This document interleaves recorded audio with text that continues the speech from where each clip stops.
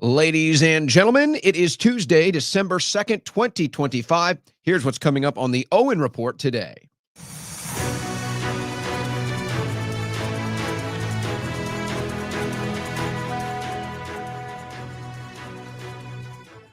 We're going to review the story that we actually mentioned yesterday but didn't pull up. The headline in The Atlantic was "The Bubble-Wrapped President." And it's all about how isolated Trump is. And I think that we can kind of see that from some of the things that are coming out of this administration, not really resonating with Trump's base, not really pleasing the America First wing. And then today during a cabinet meeting, followed up by a press conference, a lot of Trump supporters were expecting some exciting news, some exciting announcements, but it was more of the same. There is no problem with the economy, and there's going to be more war.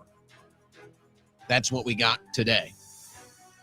I suppose it wasn't all bad. Michael Dell, a local Austin, Texas resident,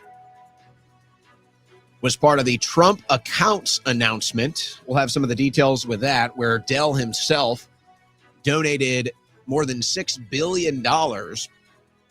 And apparently this money is going to be sitting in a bank account, gaining interest.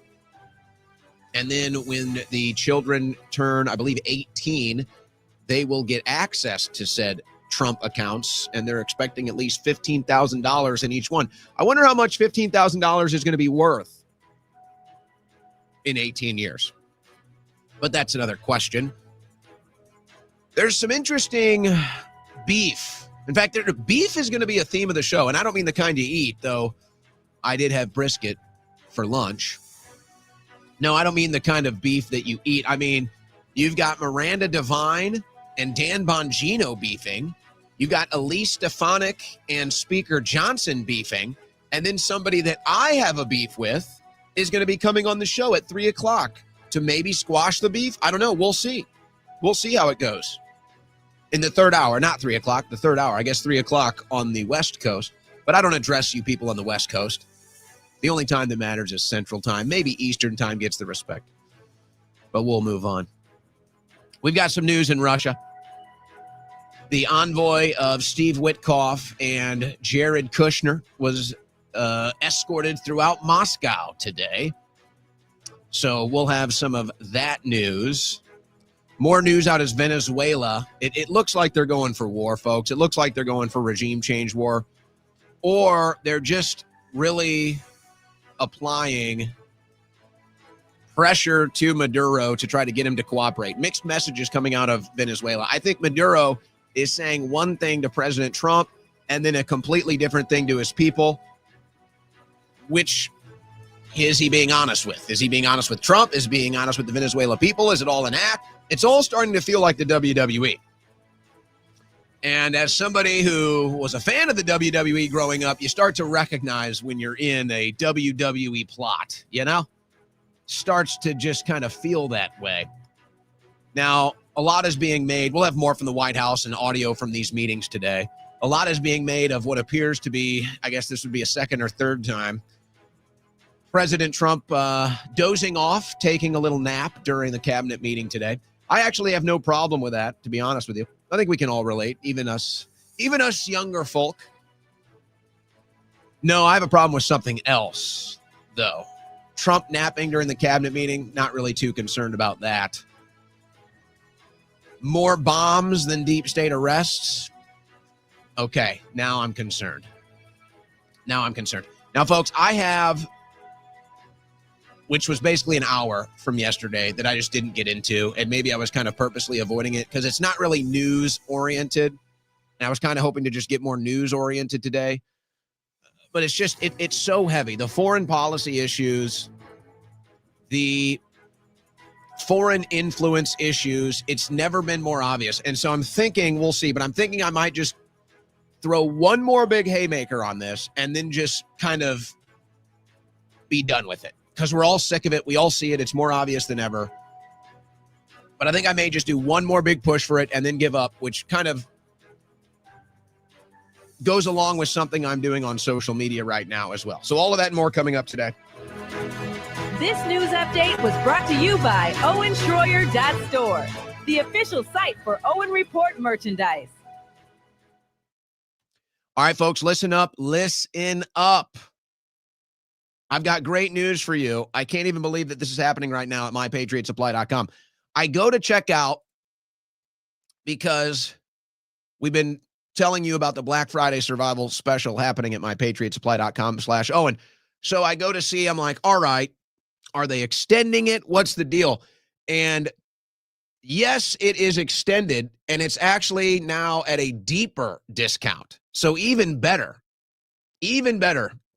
Right now, the Black Friday survival special 4-week emergency food kit with over $150 in free gifts.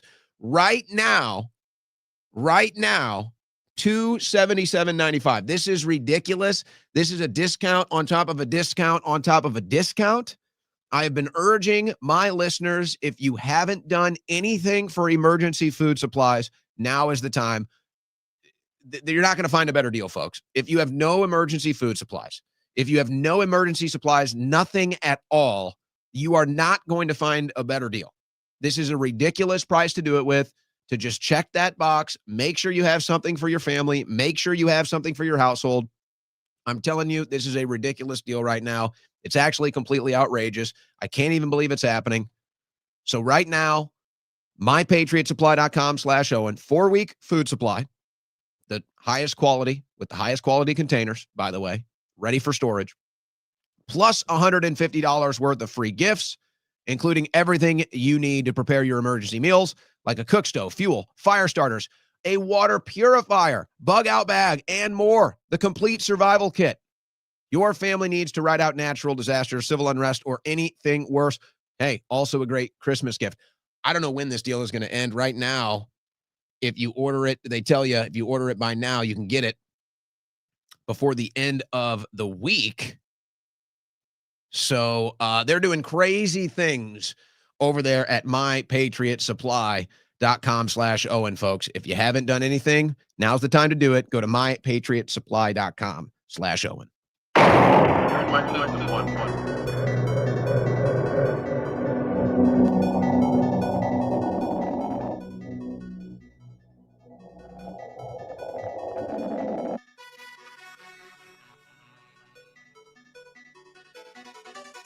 On the cutting edge of news and analysis, the Owen Report with Owen Schroyer.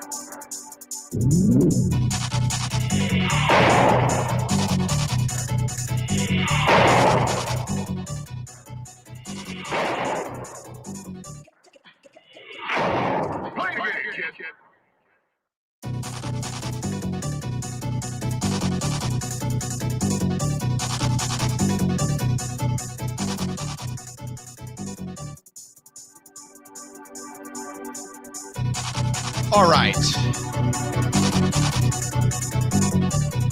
I had mentioned this story yesterday, and I didn't cover it, but I think I saw some other people mentioning it or kind of doing their own version of it, their own coverage of it from a different perspective, a different angle that's not from the Atlantic, obviously left-leaning, if not outright leftist, elitist publication, The Atlantic.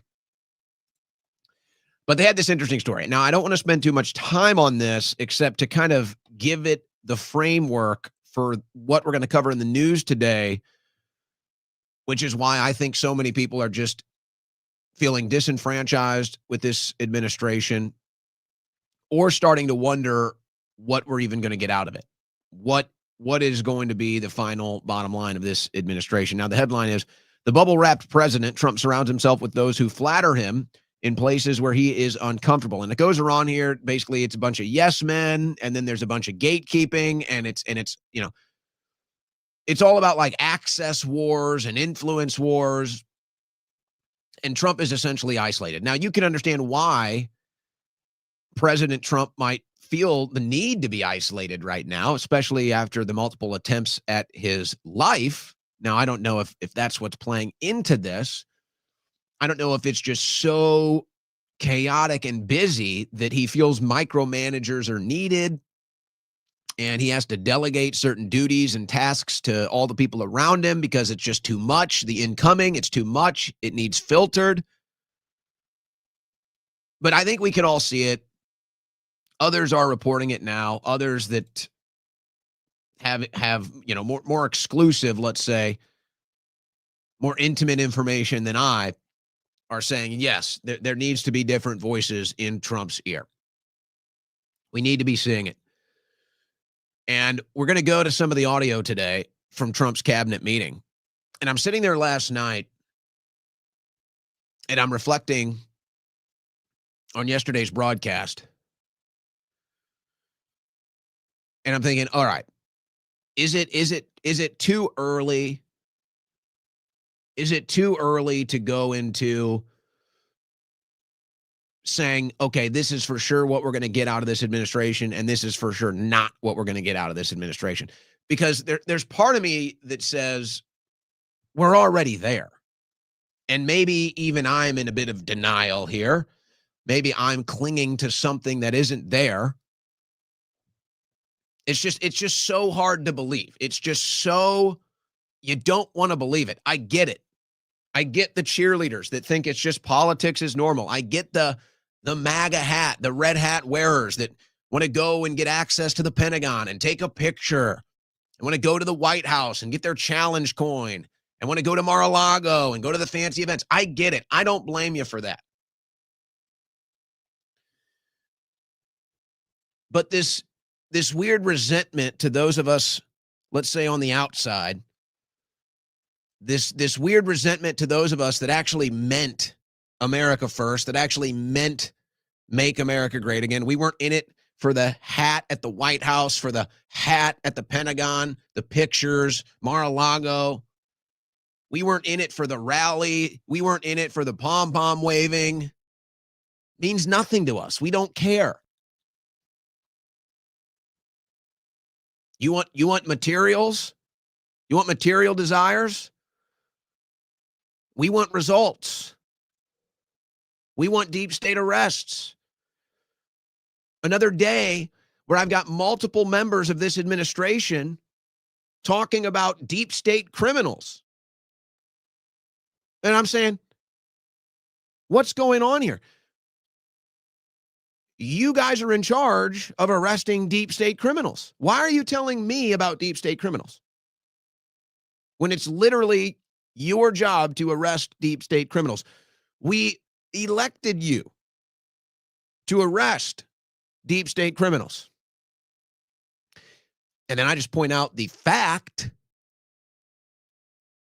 that we've dropped more bombs with more incoming, apparently. We've dropped more bombs than made deep state arrests. And it's, oh, you're a doomer. You're a black pillar. You're not MAGA. You work for Qatar. We got that one going again today. Saying, well, those are all interesting accusations, and it really doesn't matter if they're true or not. So, okay. We've still dropped more bombs than deep state arrests. You understand?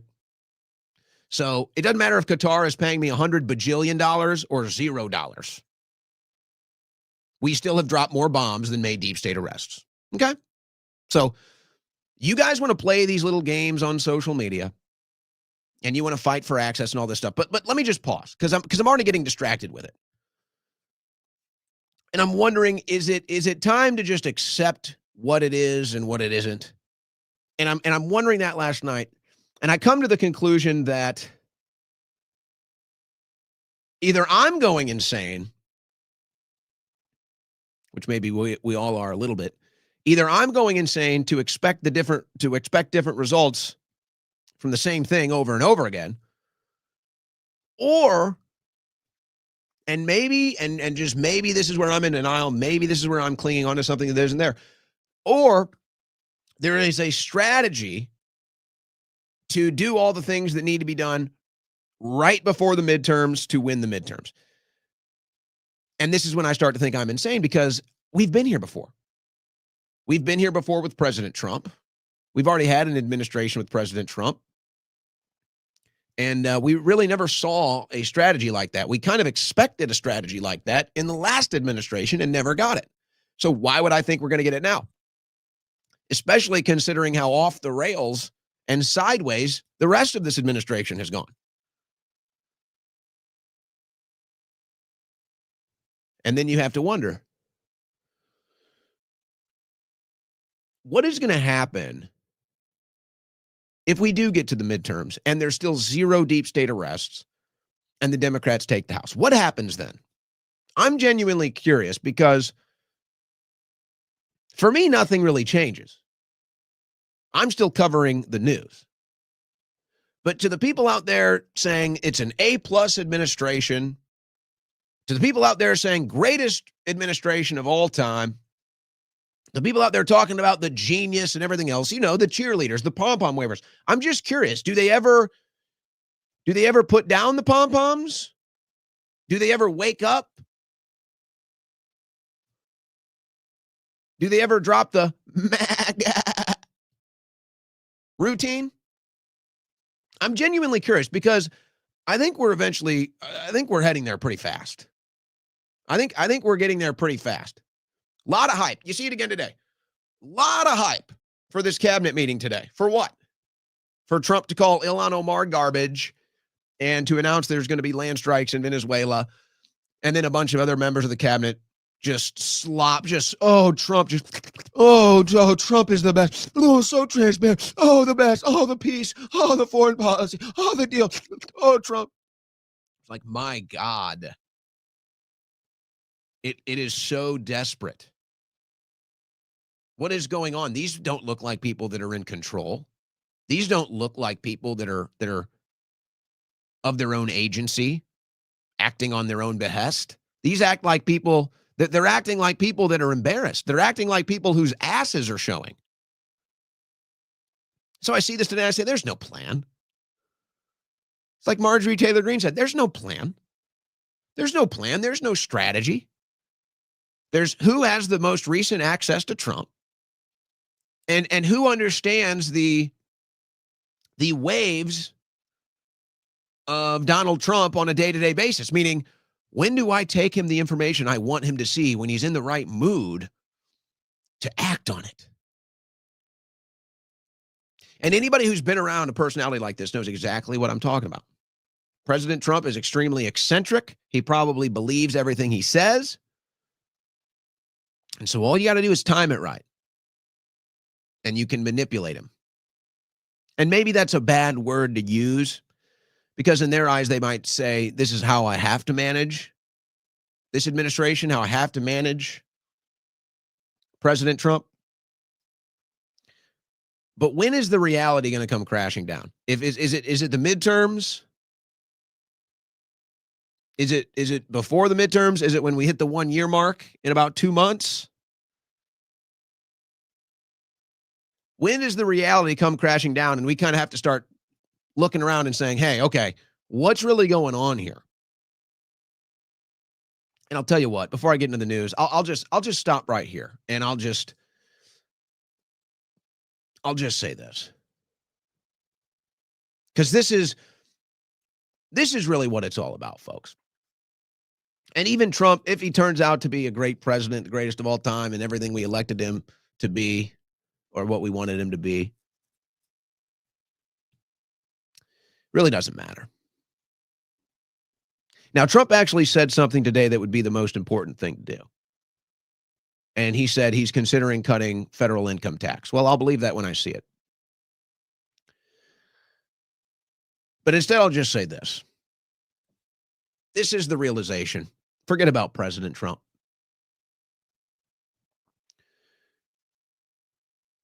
Ladies and gentlemen, this is the reality that you and I are faced with. And I'll speak just from the American perspective. You are a slave. You are.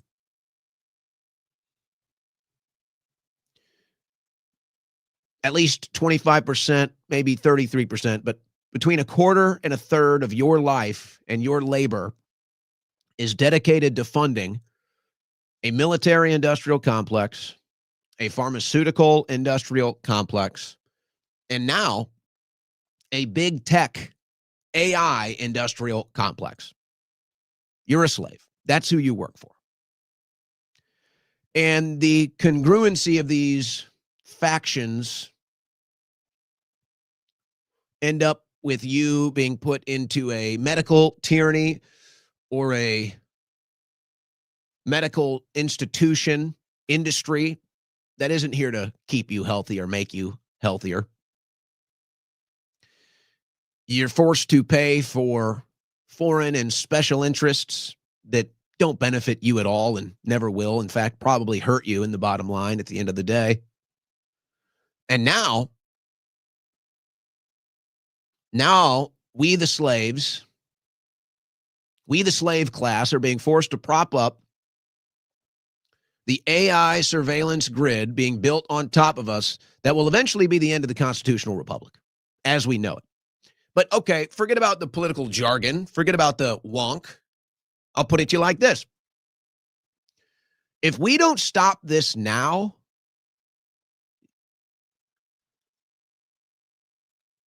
you will have very little. The next generation of Americans will have very little actual freedom from some form of government intervention. Think of it like this. Here's an analogy. Why are all of these mainstream, let's say, stadiums, businesses, venues, why are they all going cash free? Why is there a drive right now from the corporate government to make everything cash free? Well, because when everything is digital, now every exchange you make, every financial exchange you make is tracked and traced and monitored and will have government intervention. You will not be able to make a financial transaction without government oversight and without government intervention. So, going to the grocery store, buying your groceries with $20 cash, never going to be done. Anything, everything you do. You run a lawn care company. Go around, you're cutting your neighbor's lawns, they pay you in cash. Not anymore. Every single cent that you make is going to be monitored and taxed and traced. There is no more freedom. There is no more independence. There is no peer-to-peer transaction. Everything goes through the digital AI surveillance state grid. So now think larger. Now think larger. Now every single thing you do will go through this same transactional interaction with an AI surveillance state connected to some form of a corporate world government. That's where we are going. That's what needs to be stopped. That's what needs to be addressed. And more foreign wars ain't going to do it. And striking drug boats or fishing boats or alien boats, I don't care what they are, isn't going to do it. Getting into a war with Russia isn't going to do it. Supporting more war in the Middle East isn't going to do it. It's all distraction, folks. It's all a distraction. So we have a choice. We have a very rare opportunity right now as Americans. With the freedom that we have left, the freedom of speech that we have left, the freedom of assembly that we have left, dare I even say, the freedom to bear arms, the freedom of self-defense. It's like the Trump administration says, well, those people that we blew up in the boat that didn't die, we had to kill them in self-defense. Boy, I'd love to see that logic applied universally. Some guy floating in the middle of the ocean and the U.S. government hits him with a missile in self-defense. Okay. But how many Americans are not allowed to own a firearm? How many Americans are told they aren't allowed to have the right to self-defense? Somebody breaks into their home or tries to rob them in their vehicle. But hey, that guy floating out in the ocean, probably going to drown. Self-defense, we blew him up. Which really looks like more of a cover-up operation, if you're being honest. So we have a rare opportunity here. We can determine to try and stave off this new AI surveillance state overlord, which will be China on steroids for the entire planet. Or at the very least, if we accept that it's inevitable, we can start to form a culture of guidelines and protocols to make sure we don't become total slaves to this system with no way out. But nobody's talking about that. No, we got a new Pentagon press corps. It's the most transparent administration ever. We're American patriots. We're killing drug dealers in the ocean. We don't need congressional approval. We don't need to know about the Constitution or the U.S. Code. And those men drowning in the ocean were a threat to our security, so we blew them up. And yes, I did just have a 10th phone call with Netanyahu, and he will be coming back to D.C. because he's our greatest ally. And if Benjamin Netanyahu says there's weapons of mass destruction in any country in the Middle East that he wants to have a regime change war in, but send our troops to die and fight for it, then we'll do just that. These are the things you need to talk about. But wouldn't you like to at least live in a world in 20 years or 30 years, or your kids grow up in a world where they don't have to be a complete and total corporate government slave? Wouldn't you like that? Wouldn't you like a healthcare system that actually tries to take care of people instead of keep them sick, profit off of them?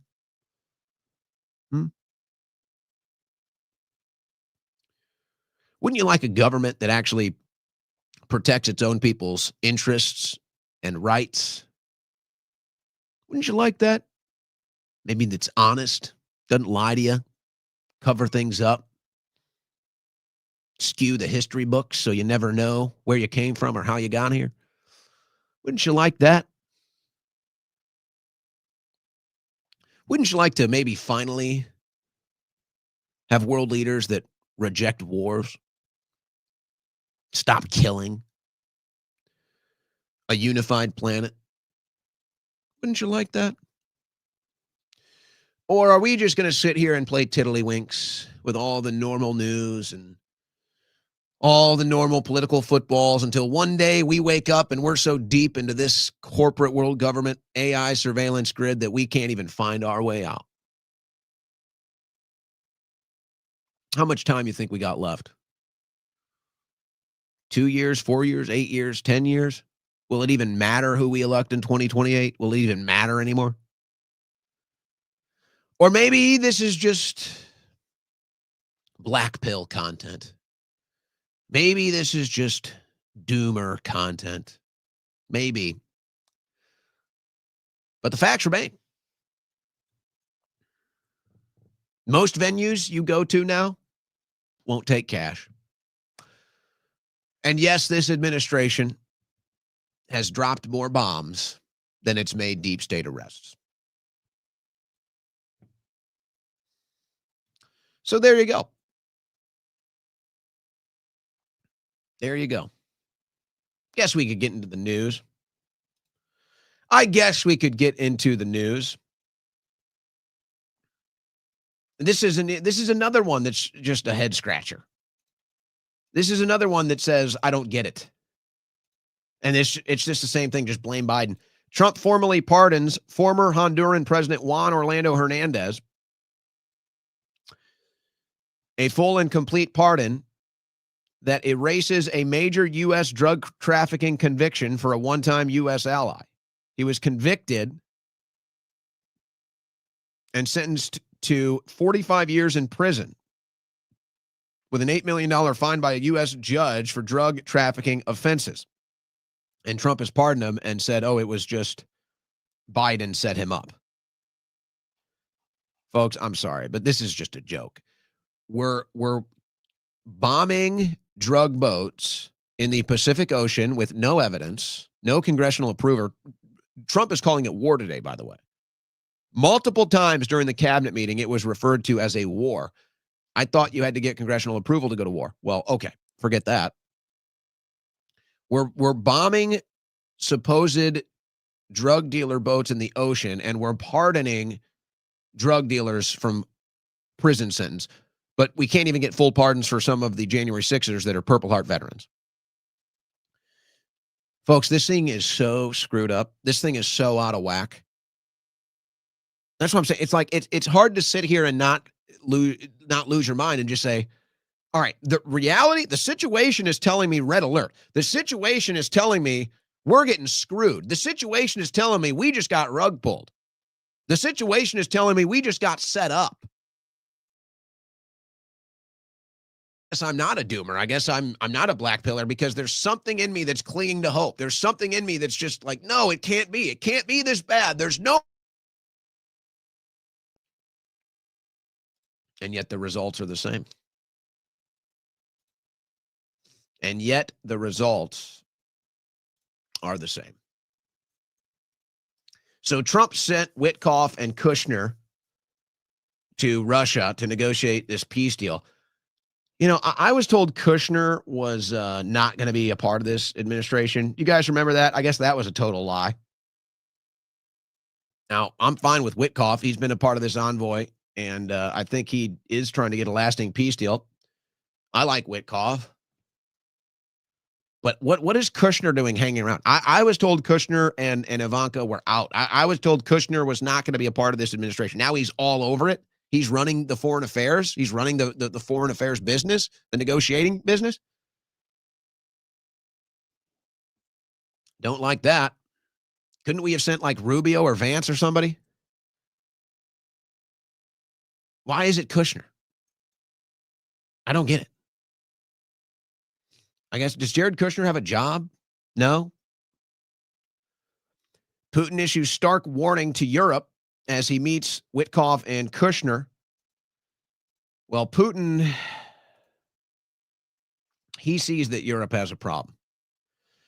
He sees that Europe has a problem, that the support for the war in Ukraine is dwindling. And while it's not as bad as the financial disaster that it's been for the United States of America, the people in Europe don't want to fund this or support this anymore either.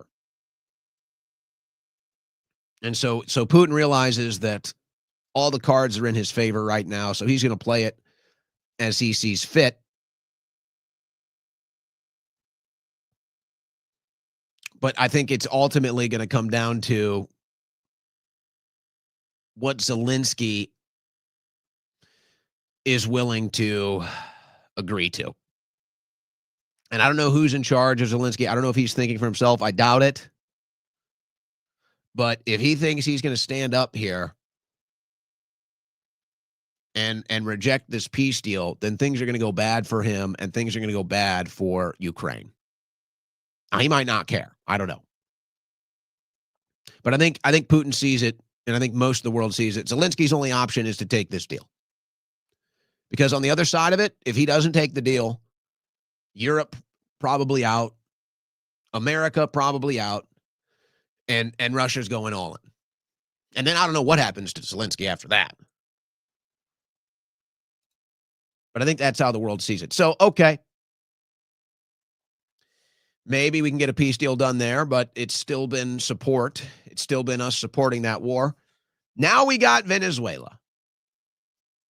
It's so obvious they're going for regime change.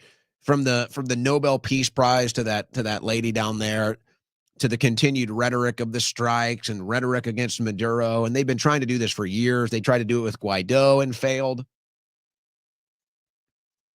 And let's be clear, too, this is no endorsement of Maduro.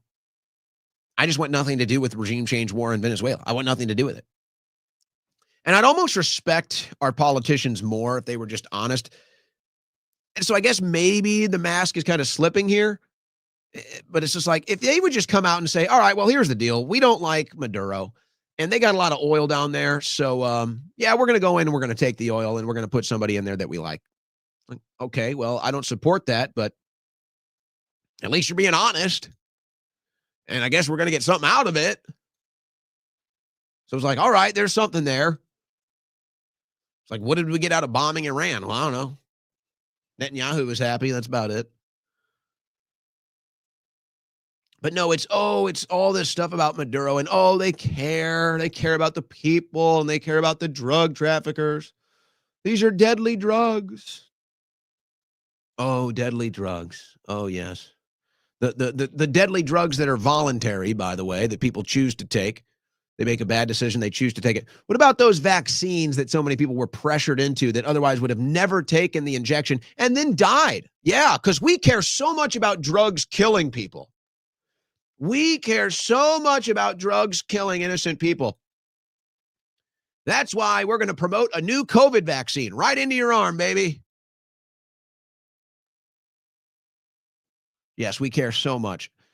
So Congresswoman Maria Elvira Salazar, she's just going completely off. And I think a lot of this is just for show, to be honest. You know, oh, I'm on Fox News. Yay, look at me. Lights, camera, action. Everybody look at me. Woohoo. So I think a lot of this is just for show. But yet, at the same time, they're showing us the true intentions. They want regime change in Venezuela, and then they want to take the oil. That's what they want to do. So here's Congresswoman Salazar. Because Maduro is the head of a transnational criminal organization. Yeah. Maduro is not the legitimate president. You know, I'm sorry. I just can't help myself. I can't help myself. I can't help myself this week. Maduro is in charge of a transnational criminal organization. All right. All right. He's the president of Venezuela. How many people has Venezuela killed in wars? I'm just curious. I'm sure the Venezuela government is plenty corrupt, folks. Don't get me wrong. This is no endorsement of Maduro. I don't want anything to do with Venezuela. I don't care. It's not my problem. But it's just like, oh my God, Maduro's the bad guy. It's all propaganda. Israel just killed 2 children. They just killed an 8 and an 11-year-old. Is anybody going to call that? Is anybody going to call the IDF child killers? Is anybody going to call the IDF transnational criminal organizations as they're taking land in all their neighboring countries? Toppling regimes all over the Middle East? It's just like, I'm just sick of it. I'm sick of the double standards. I'm sick of the propaganda. And I'm sick of this new MAGA cult that goes along for the ride and waves the pom-poms because they want to take a picture at the White House. I'm just sick of it, man. I'm just sick of it. I actually want to free the American people. I actually want to give the American people their agency back. I actually want to see government reform that benefits our country, benefits our future, and brings America back to the America it was meant to be, a constitutional republic. But no, we're more interested in another war. We're more interested in more oil. We're more interested in another foreign entanglement. We're more interested in bombing boats off the Pacific Ocean. President of the country. So we're not invading a sovereign country that has a free and fair elected democratic. That's not a sovereign country. We just say it's not a sovereign country. President. No, this guy is a thug, and he's good friends with Hezbollah. They are giving uranium to Hamas and to Iran. And they're giving uranium to Hamas, guys. It's uranium again. Here we go. Uranium. It's uranium. So we have to bomb the uranium. To North Korea and to Cuba and to Nicaragua. Come on. It's time for the United States to do what we need to do. And thank God that Trump is doing it. And I'm telling you. Oh, my gosh. Oh, yeah. Woohoo. We're going to take out Maduro. We're going to do regime change in Venezuela. We're going to take the oil. More war, more death. We're doing what needs to be done to save America. I mean, what is this absolute slop? Listen to this slop. Come on. It's time for the United States to do what we need to do. Yeah, I got to say, I mean, it was Maduro that threw me in prison for speech. That was Maduro that did that. Yeah. It was Maduro that did all the COVID fraud. Hundreds of billions of dollars in COVID fraud. That was Maduro. It was Maduro whose foreign policy sent $300 billion to Ukraine, most of which just got totally stolen. It was Maduro's policy that sent all the weapons to Ukraine, most of which ended up in proxy groups in the Middle East used to overthrow Assad. That was Maduro. It was Maduro that did that, guys. We need to clean up this Maduro fella. Don't you know it was Maduro who lobbied Congress and told us to go to war in Afghanistan and Iraq? That was Maduro. And of course, who could forget when Maduro showed up at the White House and said everybody must take a COVID vaccine? It was Maduro. And I'll never forget Maduro being down at the southern border, waving in 10 million, 15 million, 20 million illegal aliens to flood into this country. That was Maduro. It was Maduro the whole time, guys. But of course, how could we forget about Maduro's dastardly plan to spy on President Trump when he was running in 2016? Why would Maduro do that? He spied on him. And then other Americans too. Maduro, you dirty bastard. You rotten bastard, Maduro. Why would you spy on us? And then it was Maduro that stole the 2020 election. He did that. He gave it to Biden, that bastard, that rat, stole the election. They might actually claim that. Let's be careful. They already are. And of course, everybody knows it was Maduro working hand in hand with Jack Smith. It's all Maduro, folks. And of course, we have to credit Maduro with the trans kid epidemic, the trans kid phenomenon, the trans kid propaganda, chopping up, maiming little boys and girls. It was Maduro. It was Maduro, guys. It was Maduro. He was your enemy the entire time. Isn't it amazing? Folks, they have this country brainwashed. They have this country totally brainwashed. And maybe it's like to a certain degree, I get it. If I'm Trump and I see all this happening and I'm like, wow, the American people are stupid, then I guess it's just like, yeah, the American people are brainwashed. It doesn't matter what I say. They're going to go out and buy a hat. I'll sell them vodka. I'll sell them a Trump coin. They're going to go eat it up. They eat up the slop. So maybe that's the conclusion Trump reached was, you know what, the American people are so brainwashed and dumb, it doesn't even matter what they think. So I'm just going to do what I think I want to do, or what these people want to do, or what these highest bidders want to do, whatever it is. Just don't shoot me, all right? Can you just let me live so I can spend the rest of my life playing golf with my family, please? Thank you. Just let me live, all right? The American people are brainwashed idiots, so fine. Just let me live, all right? I'll give you your regime change wars.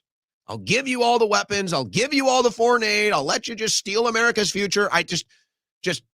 Just let me live. Just can I please live and grow up with my family? Maybe that's where we're at. It was Maduro. And it's funny to watch the right wing now. That's basically the NPC chip meme. It's like, oh, got to get Jack Smith. Like, take out Jack Smith, put him in Maduro. It's just like, it's just the same NPC. Just put whatever chip in there, but now it's on the right. Now it's MAGA. But guys, we got to do what needs to be done to save America. And obviously that is in Venezuela.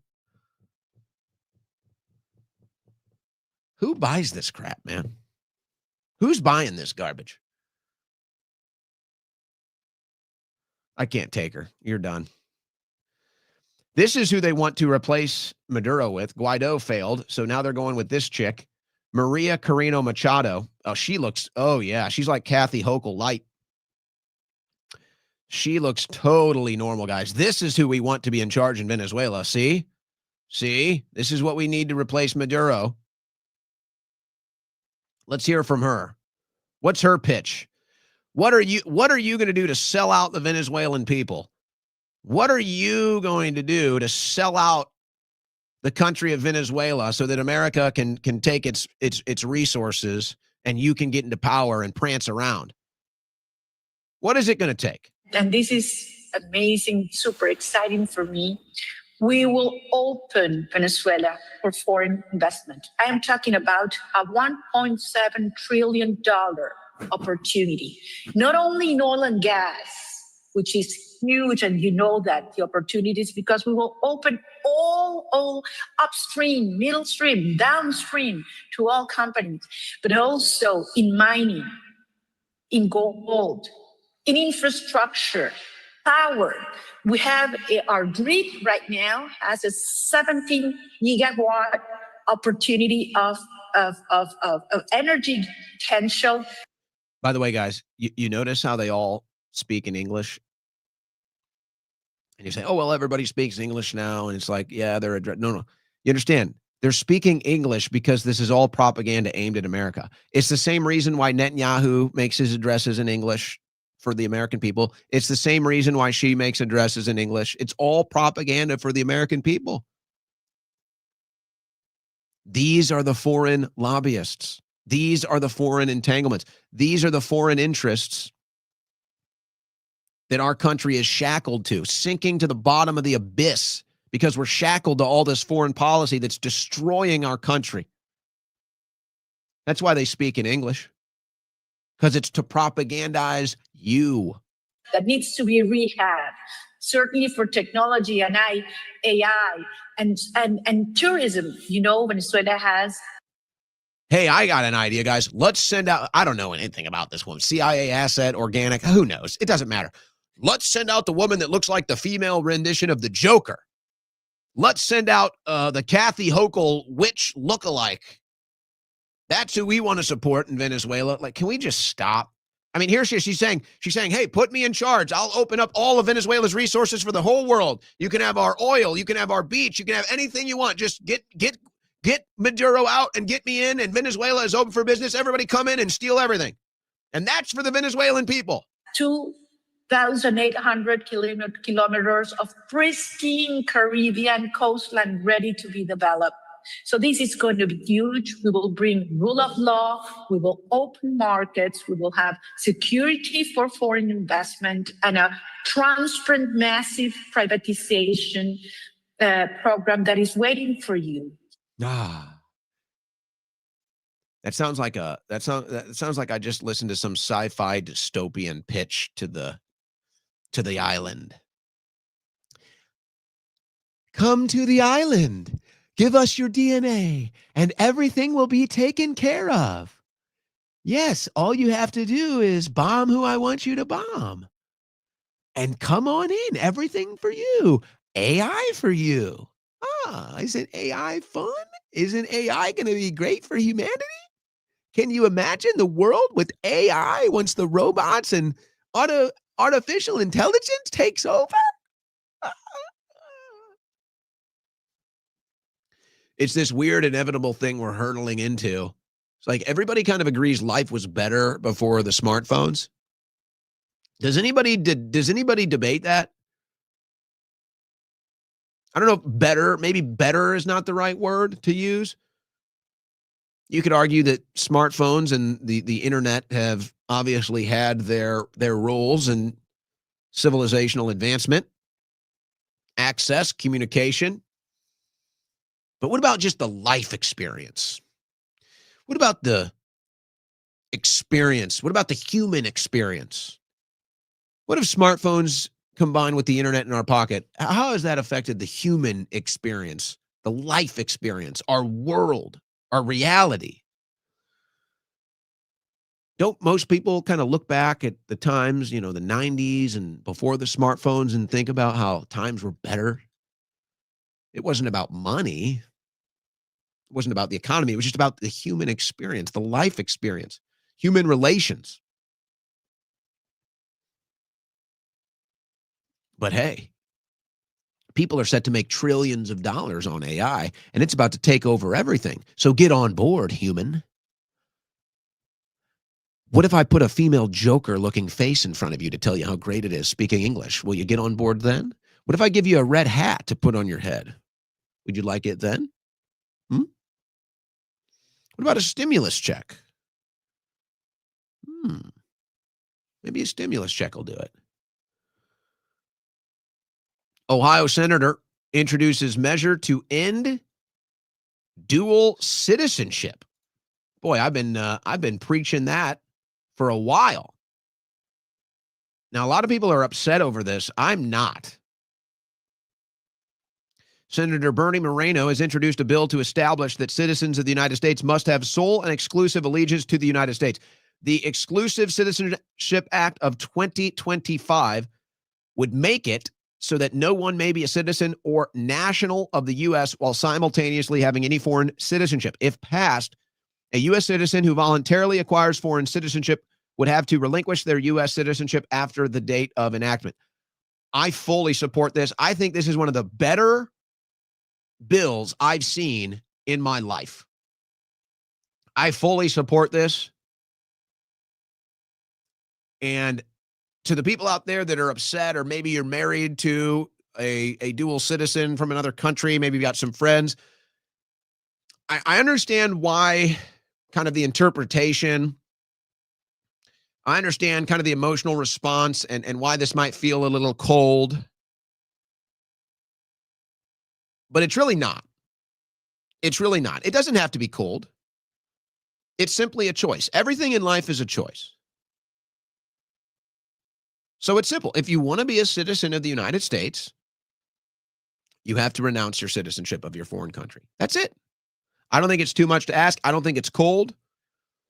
I think it's perfectly reasonable, and I think this is one of the greatest bills I've ever seen in my life on this world. Right here is this bill.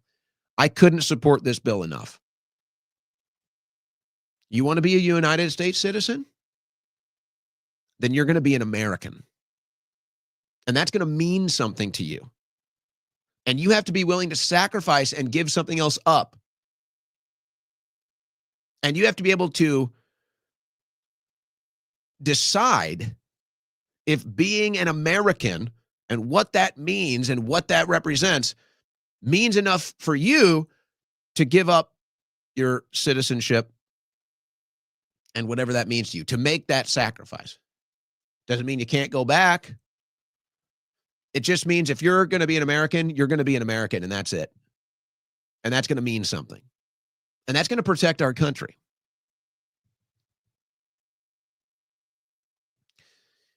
You know, on the other side of that, though, you have to make it so that we can be Americans again. We have to save our country for it to actually mean something again. If you're going to come to this country and be an American, that means you're going to earn your keep. You're going to produce. There's not going to be any welfare. There's not going to be any foreign aid.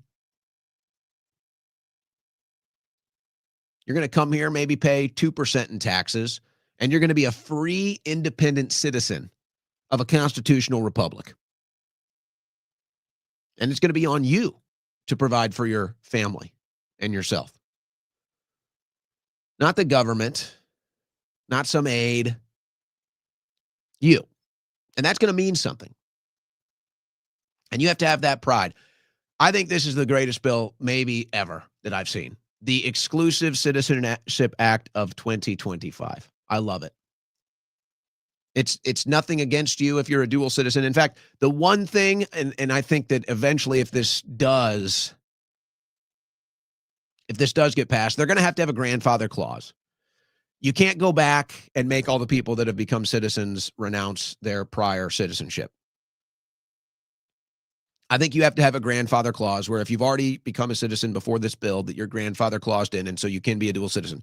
But anybody else that comes in after this bill is passed, you cannot be a dual citizenship. We're ending dual citizenship, and you have to renounce the country that you came from. And you have to be proud to be an American. That has to mean something to you, and you have to want to assimilate. And can I just add something maybe here? What if, just what if, after you became a citizen, we had a little station set up. You know, you go through the citizenship process in the Bureau and you take your picture with the flag and everything. And then what if we had a little station set up? When you finish all of that, we've got a little station set up over here with a couple great members of our military and, or maybe police officers, whatever, just, you know, some form of law enforcement, let's say. And they've got a little station set up for you, and there's a shotgun sitting right there, and we're just going to have you fire a shotgun. Just fire a shotgun. And if we want to protect, we're afraid it's something bad might happen, you can make it an empty shell. But you know what? I'm going to add an amendment to this bill that after you become the citizen, we're going to have you shoot a shotgun. Yeah, just really feel that American spirit. Fire that shotgun. Fire that shotgun. You're an American now. Fire that shotgun. That could change your life. Does firing a shotgun change your life? I would argue it does. Congratulations on becoming an American. it's time to go fire your ceremonial shotgun. This shotgun has been fired by thousands of new American citizens before you. It is a tradition here, and we want you to know what it feels like to hold a gun in your hand and fire a shotgun and feel that power and that freedom, what it means to be an American. Is that a little heavy? Is that a little too much? Bernie Moreno, great bill, the Exclusive Citizenship Act 2025. Let's see how that one does. I certainly hope it passes, but we shall see. That'll be an interesting one to follow. All right, we're going to go to the White House, to the cabinet meeting with all of that audio. We may do some audio from the follow-up press conference with Michael Dell and the Trump accounts, but we got a lot of audio coming from the White House next on the Owen Report. You're listening to the Owen Report on the Win Network. All right, ladies and gentlemen, we've got to ask you something here, and I think you're going to be hearing more about this in the very near future. And you might actually already be seeing the stories popping up about people getting into gold.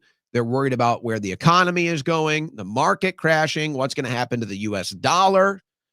So are you the type who waits until it happens, or the one who protects your family and your wealth before it happens? You're already seeing the cracks.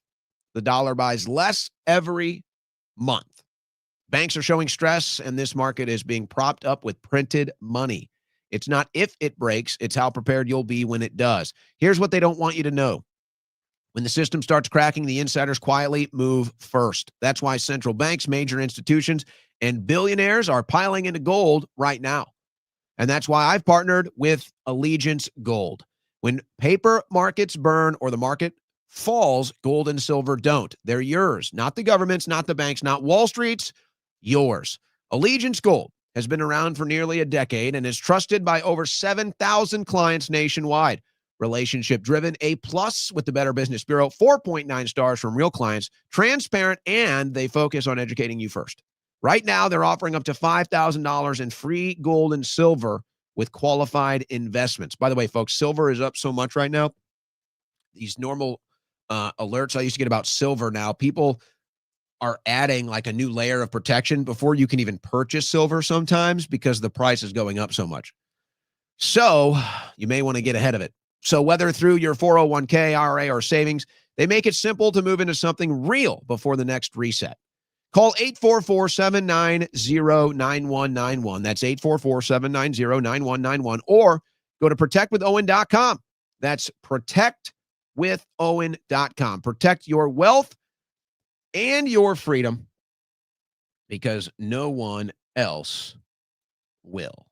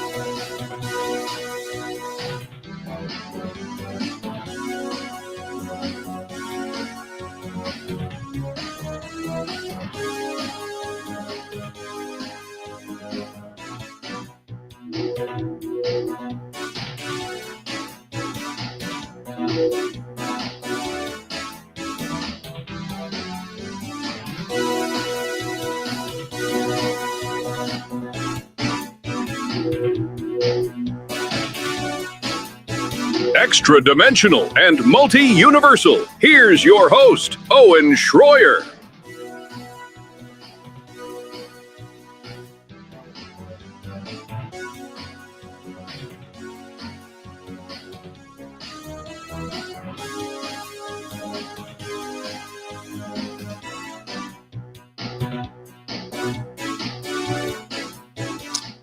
So we're going to hear a little bit about Venezuela.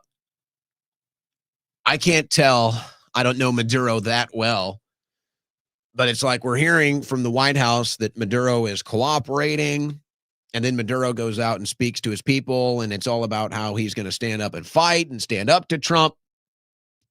So who knows who the real Maduro is. But this is all starting to get a little more interesting.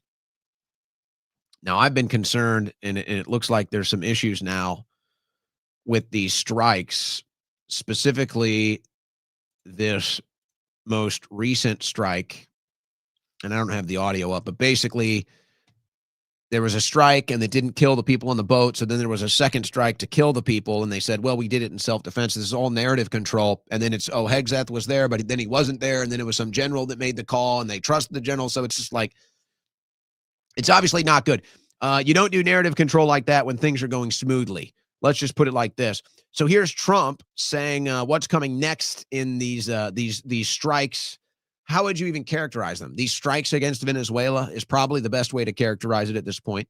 Here's what Trump said today. These people have killed over 200,000 people, actually killed over 200,000 people last year. And those numbers are down. Those numbers are down. They're way down. And they're down because we're doing these strikes, and we're going to start doing those strikes on land too. You know, the land is much easier. It's much easier. And we know the routes they take. We know everything about them. We know where they live. We know where the bad ones live. And we're going to start that very soon too. Mr. President, thank you so much. So what did Trump just say? My interpretation is they are using AI, maybe the same Palantir technology that Israel is using. But it sounds to me like they're using AI to, and you know what? Maybe it's not even AI. Maybe it's just normal spyware, let's say, or maybe it's just normal NSA. Maybe it's just normal CIA, whatever it is. Maybe it's just normal government tech to track and trace anybody that they desire. Maybe it's just that. But either way, it sounds to me like President Trump is saying, we know where the drug dealers live, and we know where the cartels live in Venezuela. And so they're going to do land strikes in Venezuela on cartel houses. Now, whether you believe that or not, that's up to you. I'm a little skeptical about these strikes on these boats. I feel Trump is being set up.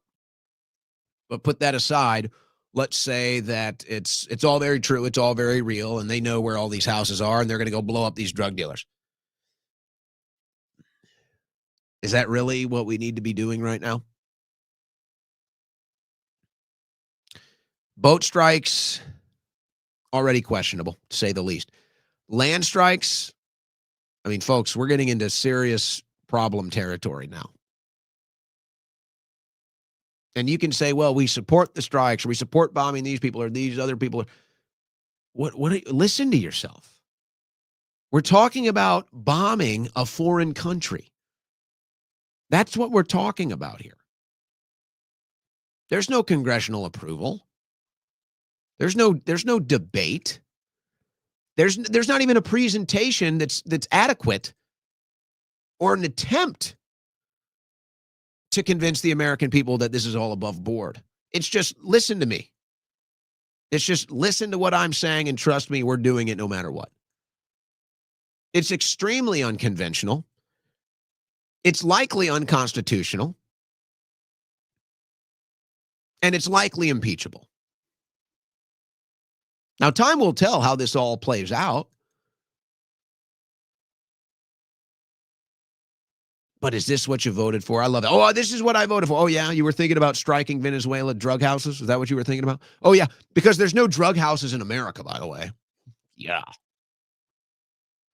There's not drug houses in America that are cooking up meth right now or whatever the hell else people are into these days. Yeah, there's no drug abuse. There's no street drugs here. People don't even abuse pharmaceutical pills in America. Yeah. And the COVID vaccines definitely didn't kill 100,000 people. It's all ridiculous. I'm just so sick of it, man. I actually thought this is what we were all against. I don't know. I guess I was the fool. I thought it was about Make America Great Again. I thought it was about America First, and it's just more neocon, warmonger bullcrap from Trump. And then you have to sit here and deal with the pom-pom waiver supporting it. So it's like nothing is ever going to change. And you're never going to get to improve your country because you're so busy all over the world. So then Trump said this, guys. So first it was the Epstein hoax, which is also a national security concern, but it's also a hoax. And then now, what about the affordability crisis? I mean, these are the facts we have to get out. And, you know, there's this fake narrative that the Democrats talk about, affordability. They just say the word. It doesn't mean anything to anybody. They just say it. Affordability. I inherited the worst inflation in history. There was no affordability. Nobody could afford anything. The prices were massively high. Do you remember when we took over eggs? You did a great job on that, Madam Secretary. Agriculture, Brooke. Eggs were 4 or 5 times higher than they had ever been. They said, don't order eggs for Easter at the White House.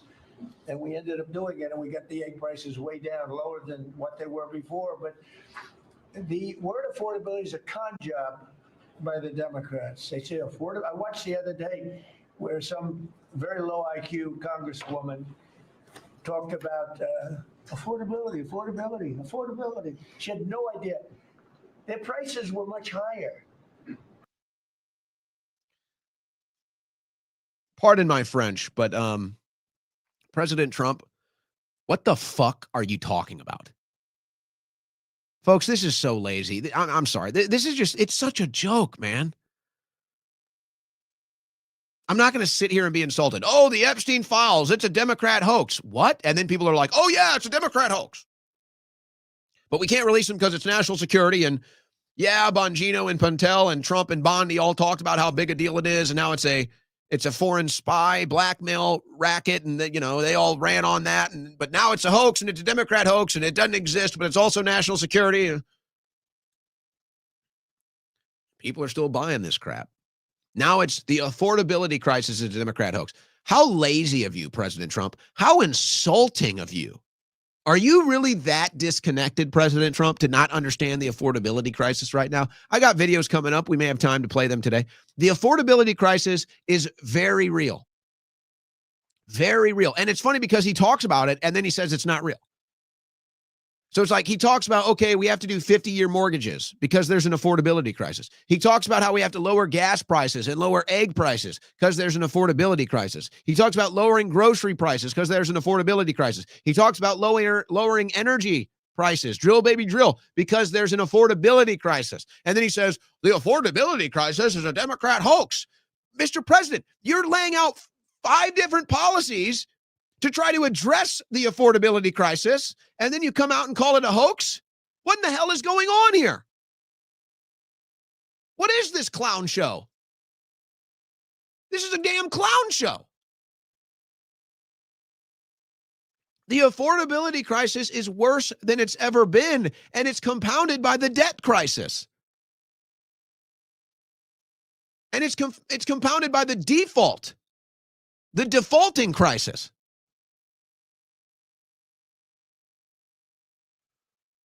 And everybody knows it. And you just say it's a Democrat hoax? Why? And part of me starts to wonder too, as I talk about this quite often, part of me starts to wonder if Trump let them steal the election so that the bad economy wouldn't reflect on him. Because folks, the truth is the bad economy started with COVID. It started with President Trump. President Trump let them shut down the economy. President Trump printed all the stimulus money, gave out all the aid money. That's what started the inflation, was the COVID policies. That's what Trump did that, folks. Now, again, I'm not saying that he was all to blame. Biden's policies are what really made it worse.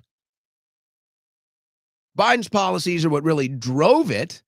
But it was going to be inevitable. It didn't have to be as bad as it was, but it was always going to be inevitable after what they did with COVID. I'm wondering if Trump knew that, and he said, I'll go ahead and let them steal this and step away so that I don't have to deal with the bad economy. And then when I come back in 4 years, I'll just blame it all on Biden. I'm starting to wonder if that's not how that went down. Same cabinet meeting. We go back to the same cabinet meeting. Trump says there is no affordability crisis. And then J.D. Vance says this. Very clearly is that we are fixing the problem that Joe Biden and the Democrats created in the last administration. If you look at every affordability crisis that's confronting the American people today, it is traceable directly to a problem caused by Joe Biden and congressional Democrats. Why did homes get so unaffordable? Because we had 20 million illegal aliens in this country taking homes that ought by right to go to American citizens. Why did tax bills get so unaffordable? Because Democrats were raising taxes while congressional Republicans under the president's leadership we're now cutting taxes. Why did food get so expensive? Because we printed trillions of dollars and threw it into green scams that made our agricultural economy suffer while Americans were paying higher prices for food. Very clearly is that we are fixing. So that's J.D. Vance talking about the affordability crisis that Trump says doesn't exist. Folks, what is going on with this clown show? Okay, what is going on with this absolute clown show that this administration is turning into fast? It's turning into a clown show fast. It's turning into a neocon communication failure clown show fast. And I look at J.D. Vance and I wonder what he's thinking right now. Because Vance clearly gets it. I think Vance is sharper than ever. I think Vance is more politically savvy and informed than ever. I think Vance is really up there absorbing like a sponge right now. And he's not really playing his hand. He's not really trying to make any moves per se. He's just kind of sitting back and absorbing and observing, but you can tell Vance is in touch with the American people more so, I think, than anybody else in this administration. I'm not sure there's a single member of this administration that is actually in touch with the American people, except J.D. Vance. And I don't mean to be catty about this, but I mean, I might say Kash Patel because, he does spend a lot of time at social events and with his girlfriend, who's a bit of a socialite herself. So it's like, okay, maybe Kash Patel, but that doesn't really matter. That's not what we're looking for from the FBI director. And I might say Dan Bongino, but I don't know where Bongino is at these days. In fact, I kind of wonder about Bongino. I think Bongino is in a really rough place right now. I'm going to be honest. I see Bongino as in a real rough place. And this is somebody who was a very avid listener of Dan Bongino. And at many times I disagreed with Dan Bongino. But I was an avid listener. I think he was coming from his own heart. So I don't mind disagreeing with somebody that speaks from their own heart and their own mind. I rather like it. It sharpens my intellect. It challenges my ideas. But I think I listened to Dan Bongino enough to kind of, you like to think you understand the person at least a little bit when you're listening to them every day. And I think Dan Bongino, and maybe sometimes he kind of made references to this, but I think Bongino maybe has a bit of a hot head. Maybe he's a bit temperamental. I don't mean this to be insulting. It's just I'm measuring these personality traits because I think Bongino is kind of in a really dark spot right now. And anybody that gets that big in media is always going to develop, if they don't already have, a gigantic ego. I wouldn't know anything about that. So here's a guy who rose to prominence in the podcast world. Definitely developed a sense of self, a sense of ego. And yet, for all intents and purposes and appearances, had a pretty great life. He had a social life. He had a great family at home and a wife, a beautiful home, made plenty of money, controlled his own life. And I think he was a true believer. I do. I think Dan Bongino was a true believer. So he gets in there, this deputy director role, and what happens? I don't know. I don't know what happens. All of a sudden, the Epstein file is a hoax. All of a sudden, Epstein killed himself. Bongino's going on Fox News talking about how his life is miserable now. Apparently, there's fallout within his family, with his wife. He's stuck in the swamp doing what? Now he's in a beef with Miranda Devine on X. And I'm sitting here, it's like, if Dan Bongino is out here beefing with Miranda Devine on X while he's the FBI deputy director, something ain't right. Something is wrong at the FBI. So I don't know. I don't know if I'm not sure if Dan Bongino is feeling connection to anything right now, to be honest. I think Bongino, again, I'm not trying to be insulting here. It's just, this is what it seems like. I feel like Bongino is in a real dark, maybe even isolated place right now. And I think he realizes, everything he gave up, whether you like Bongino or not, you got to at least admit reality here. Bongino gave up a lot. Bongino gave up everything to take the role as FBI deputy director. He had it all, folks. And you could argue probably a top 10, maybe top 5, maybe at times the top podcast in the political world. He gave it all up. How do you go back to that? How do you go back to that after all the things he said in the books and the interviews and the documentaries? And after all of that, how do you go back to your audience with no deep state arrests? How do you go back to your audience and not have to answer to the whys? Because think about this too. He might want to explain himself. I'm sure that would be his deepest desire, is to explain himself from his perspective and just get back to his life. But how do you do that without attacking President Trump? How do you do that without attacking Kash Patel? Do you really think Dan Bongino can go back to his audience and say, guys, there is no deep state? Guys, there was no deep state criminal to arrest. There was no Epstein story. It's a nothing burger. Do you really think he can go back to his audience and say that? What is he going to say if there's no arrests? What is he going to say? Now, again, these are all rumors. I don't know. But there have been rumors about Bongino wanting to get out. And then there were rumors that he decided to stick around after Charlie was killed and he wanted to be a part of that investigation. And there's still rumors about maybe next year he's thinking about finding a way out. I don't know.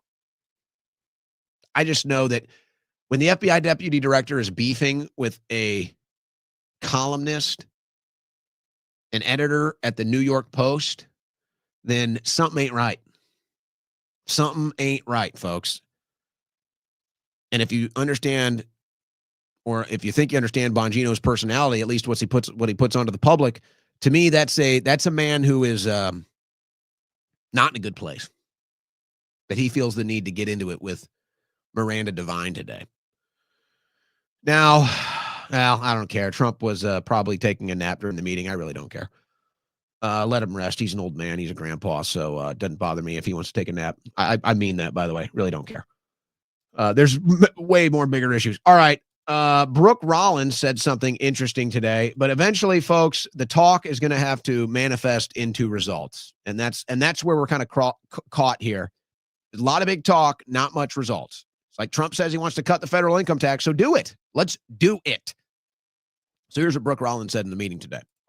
We had a couple of people receiving benefits in 6 states.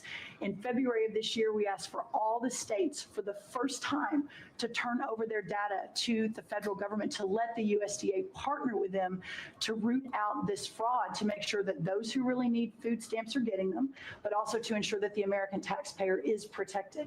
21 states said yes, not surprised. 29 states said yes, not surprisingly, the red states. And that's where all of that data, that fraud comes from. But 21 states, including including California, New York, and Minnesota, the blue states, continue to say no. So as of next week, we have begun and will begin to stop moving federal funds into those states until they comply and they tell us and allow us to partner with them to root out this fraud and to protect the American taxpayer. As Joe Biden was working to buy an election a year ago, he increased food stamp program funding by 40%. So now as we continue to roll that back. So I'm not sure, and I'm not even trying to be like conspiratorial or, this isn't meant to be in a negative connotation, but I'm not sure why the agriculture secretary has anything to do with that. I'm not sure why waste, fraud, and abuse is falling under the agriculture secretary's purview, but okay, whatever. I don't know if that's the norm or if that's what she's been tasked with. So she says she threatens to, and Trump has threatened the same thing. He's never done it. But she says we're going to cut federal funding to these blue states that refuse to turn over their financial records that will show all the waste, fraud, and abuse in the SNAP program. Okay, what are you waiting for? It's been over a month. I think it's been 3 months, actually, since they first. In fact, I can pull that up right now. Let's see. I think it's been 3 months when that story broke, when they were trying to look into the SNAP fraud. Let's see, guys. When do you think that story broke? I'm going to go with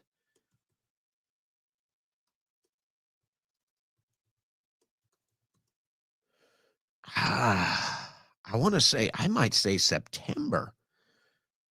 I might say, no, okay. I got October here.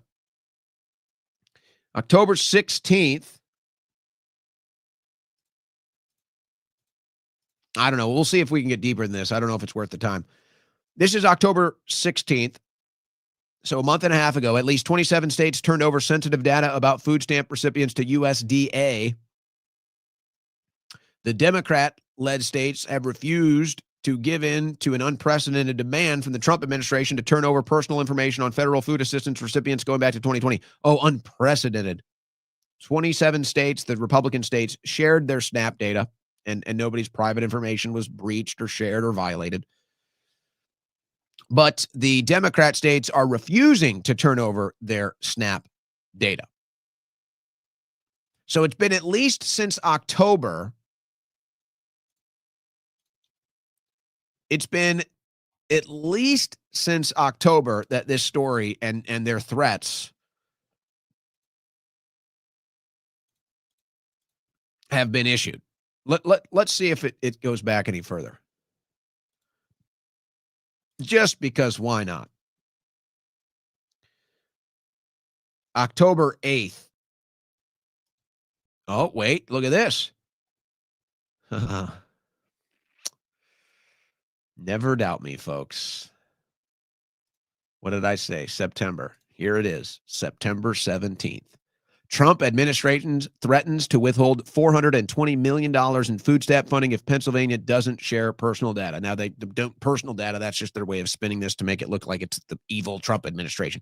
No, they're looking for government data on the SNAP benefits so they can look for waste, fraud, and abuse.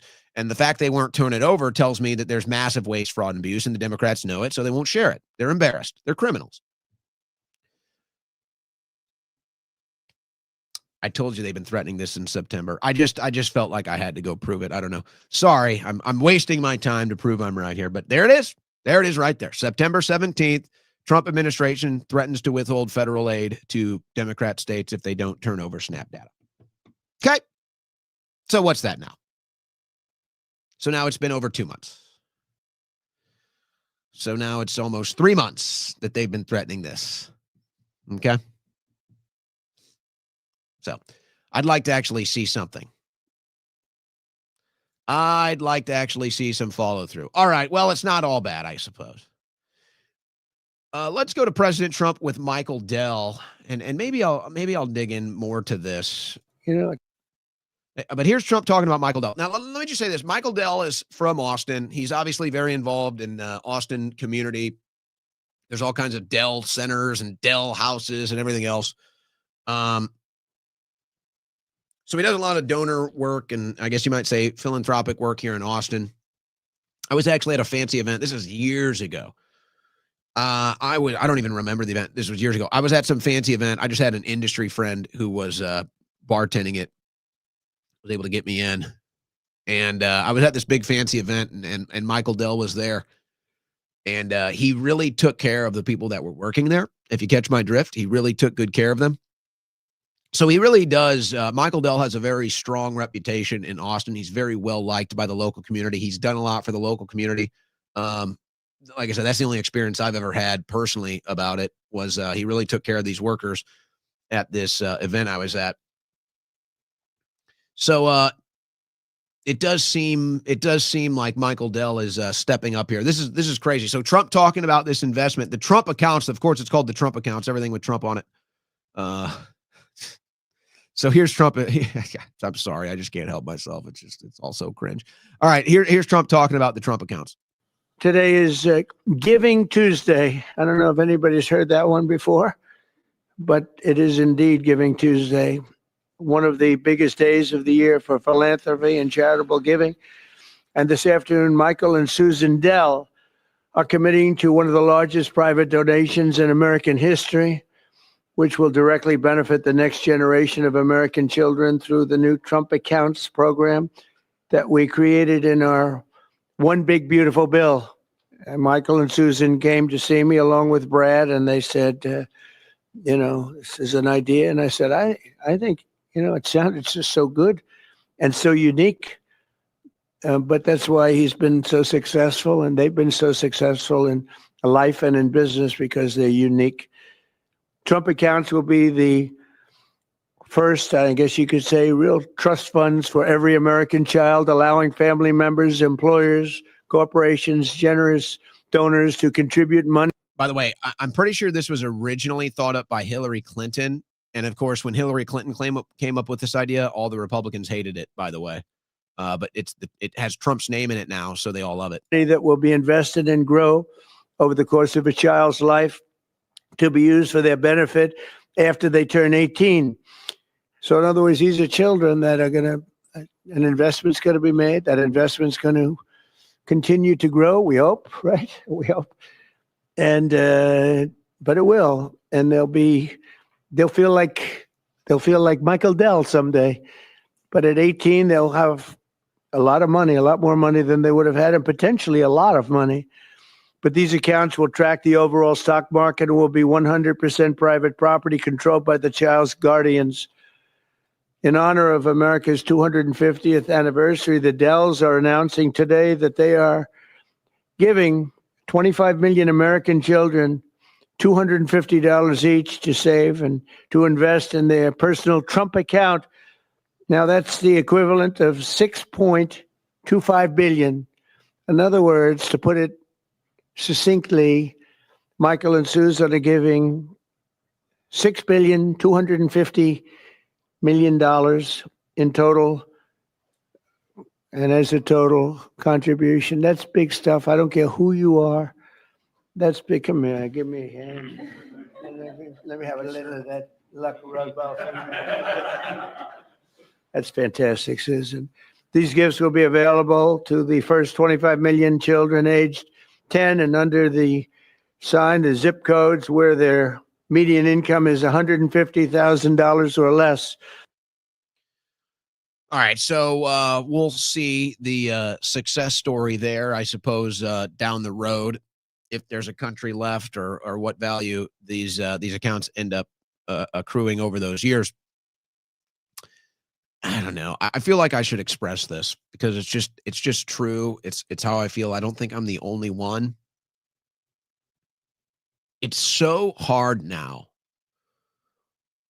Is it just me? I'm gonna look at the comments here, guys, because if it's just me, I'm gonna drop it.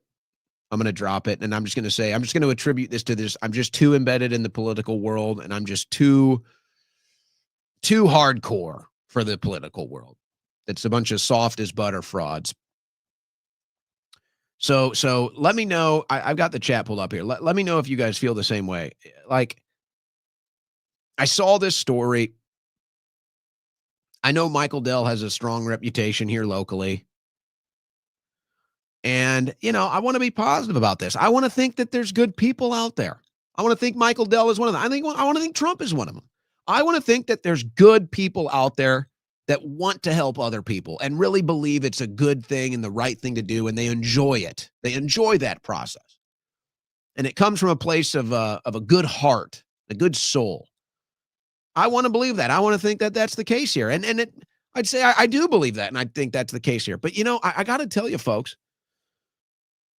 when I was reading about this before the press conference, and I was thinking about it, I was like, yeah, okay, we'll put this in the show today and have a little positive thing here. And I just got to tell you, hearing Trump talk about it, it just soured the whole thing for me. I got to be honest, folks. It's just, that's where it's at for me now. Am I the only one, guys? I got the comments pulled up on my screen here. Am I the only one? It's just how I feel. It's not like I want that. I came into this thing positive. I came into this thing like, wow, Michael Dell, local Austinite and his wife, they really care about people. We're doing something good here.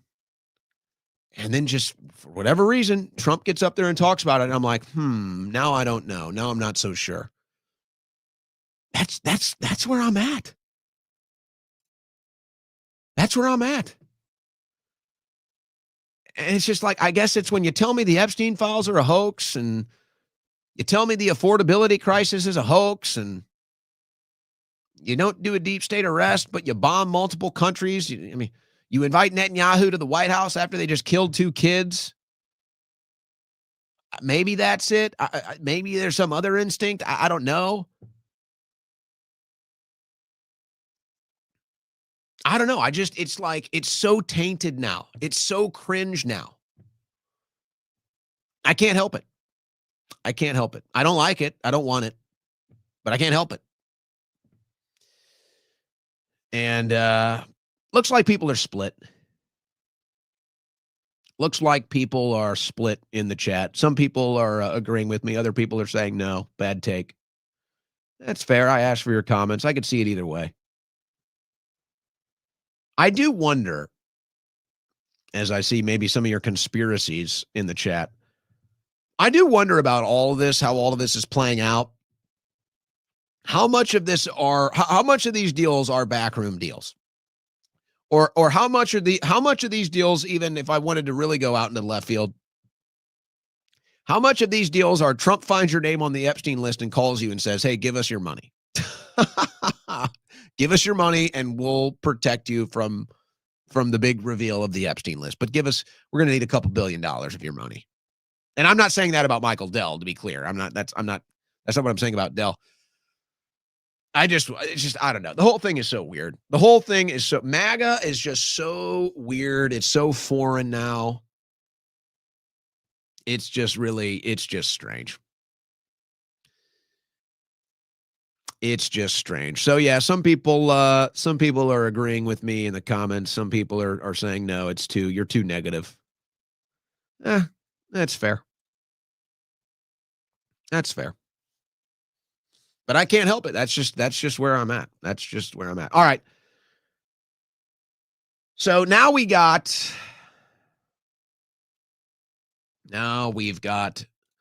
some beef. Beef is now the theme for the rest of the show. I think I'm going to do another job today, avoiding the heavy content. I think I'm going to do another job. I'm like a ballerina up here, twisting and twirling and pirouetting to avoid that subject material. Maybe we'll get there. But now we're going to have about an hour of beef. I think it's going to look like about an hour of beef here. So Elise Stefanik, earlier today, I just walked out of a briefing on this issue this morning. This is about the weaponization of government committee. And Stefanik is trying to really solidify the weaponization of government to go after the deep state. It's how I would put it.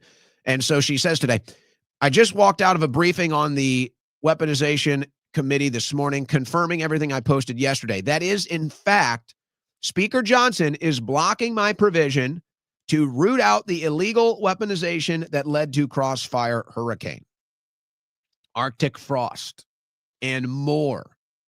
He is siding with Jamie Raskin against Trump Republicans to block this provision to protect the deep state. They even got a new label, Trump Republicans. Good Lord. Man, you got to give it to Trump. He just brands these people. He just brands everything. There's nobody better. This is an easy one. The bill is dead on arrival unless this provision gets added in as it was passed out of committee.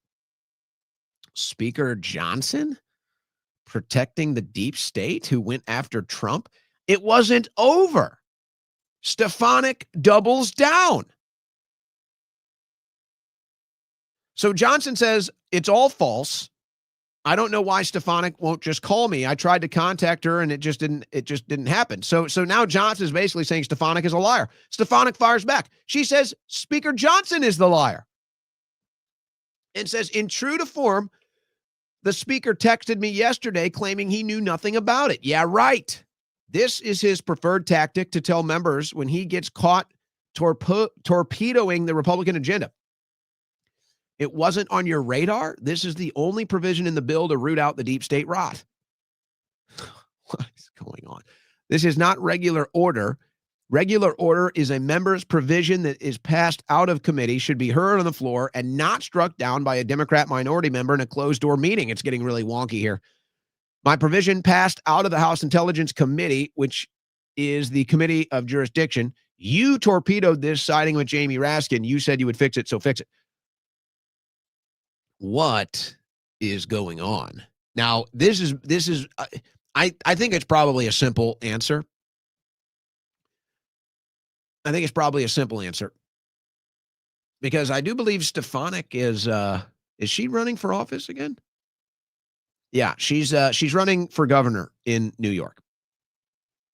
So see, Stefanik has enough political wherewithal.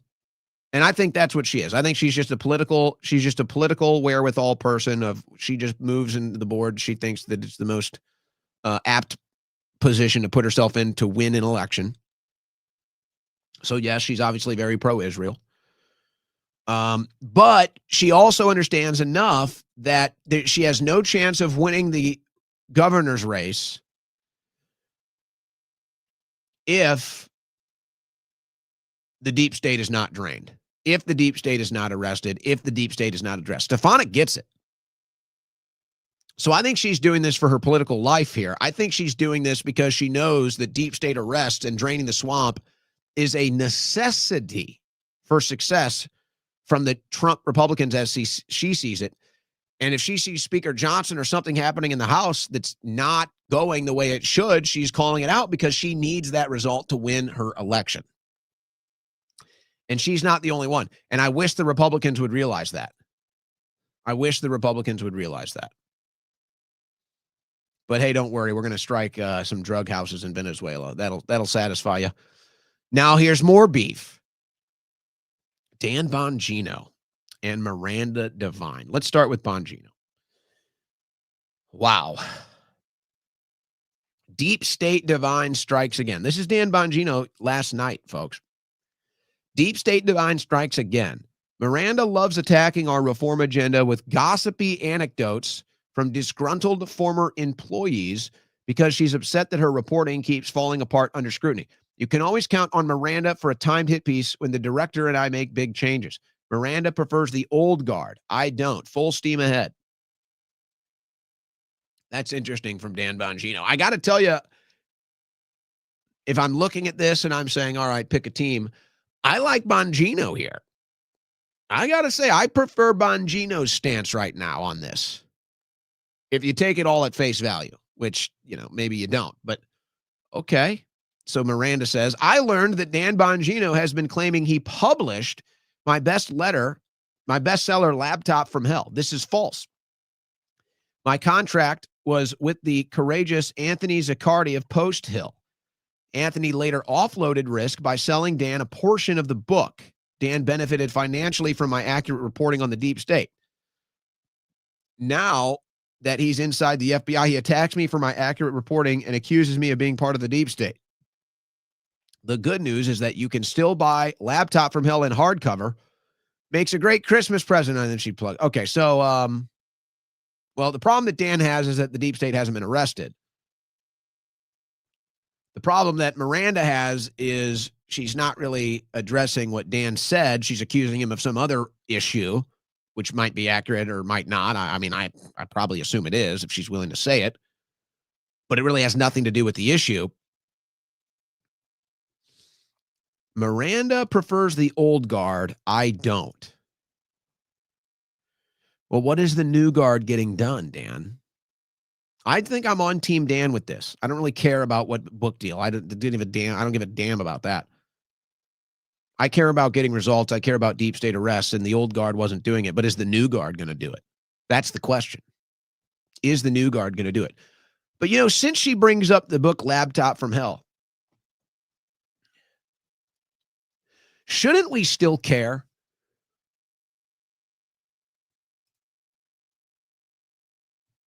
Shouldn't we still care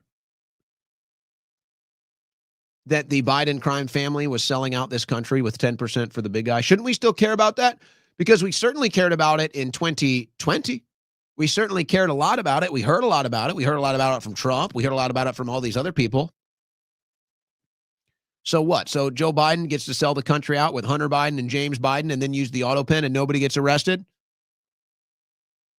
Yeah? Does that fly with you? Does that sound good to you? Does that sound like draining the swamp to you? Yikes. Yikes. Elon Musk. You know, we said this on the show yesterday. Was Elon listening? Elon, can I come tour your boring facility? That's funny. Elon, I would like to go to your boring facility.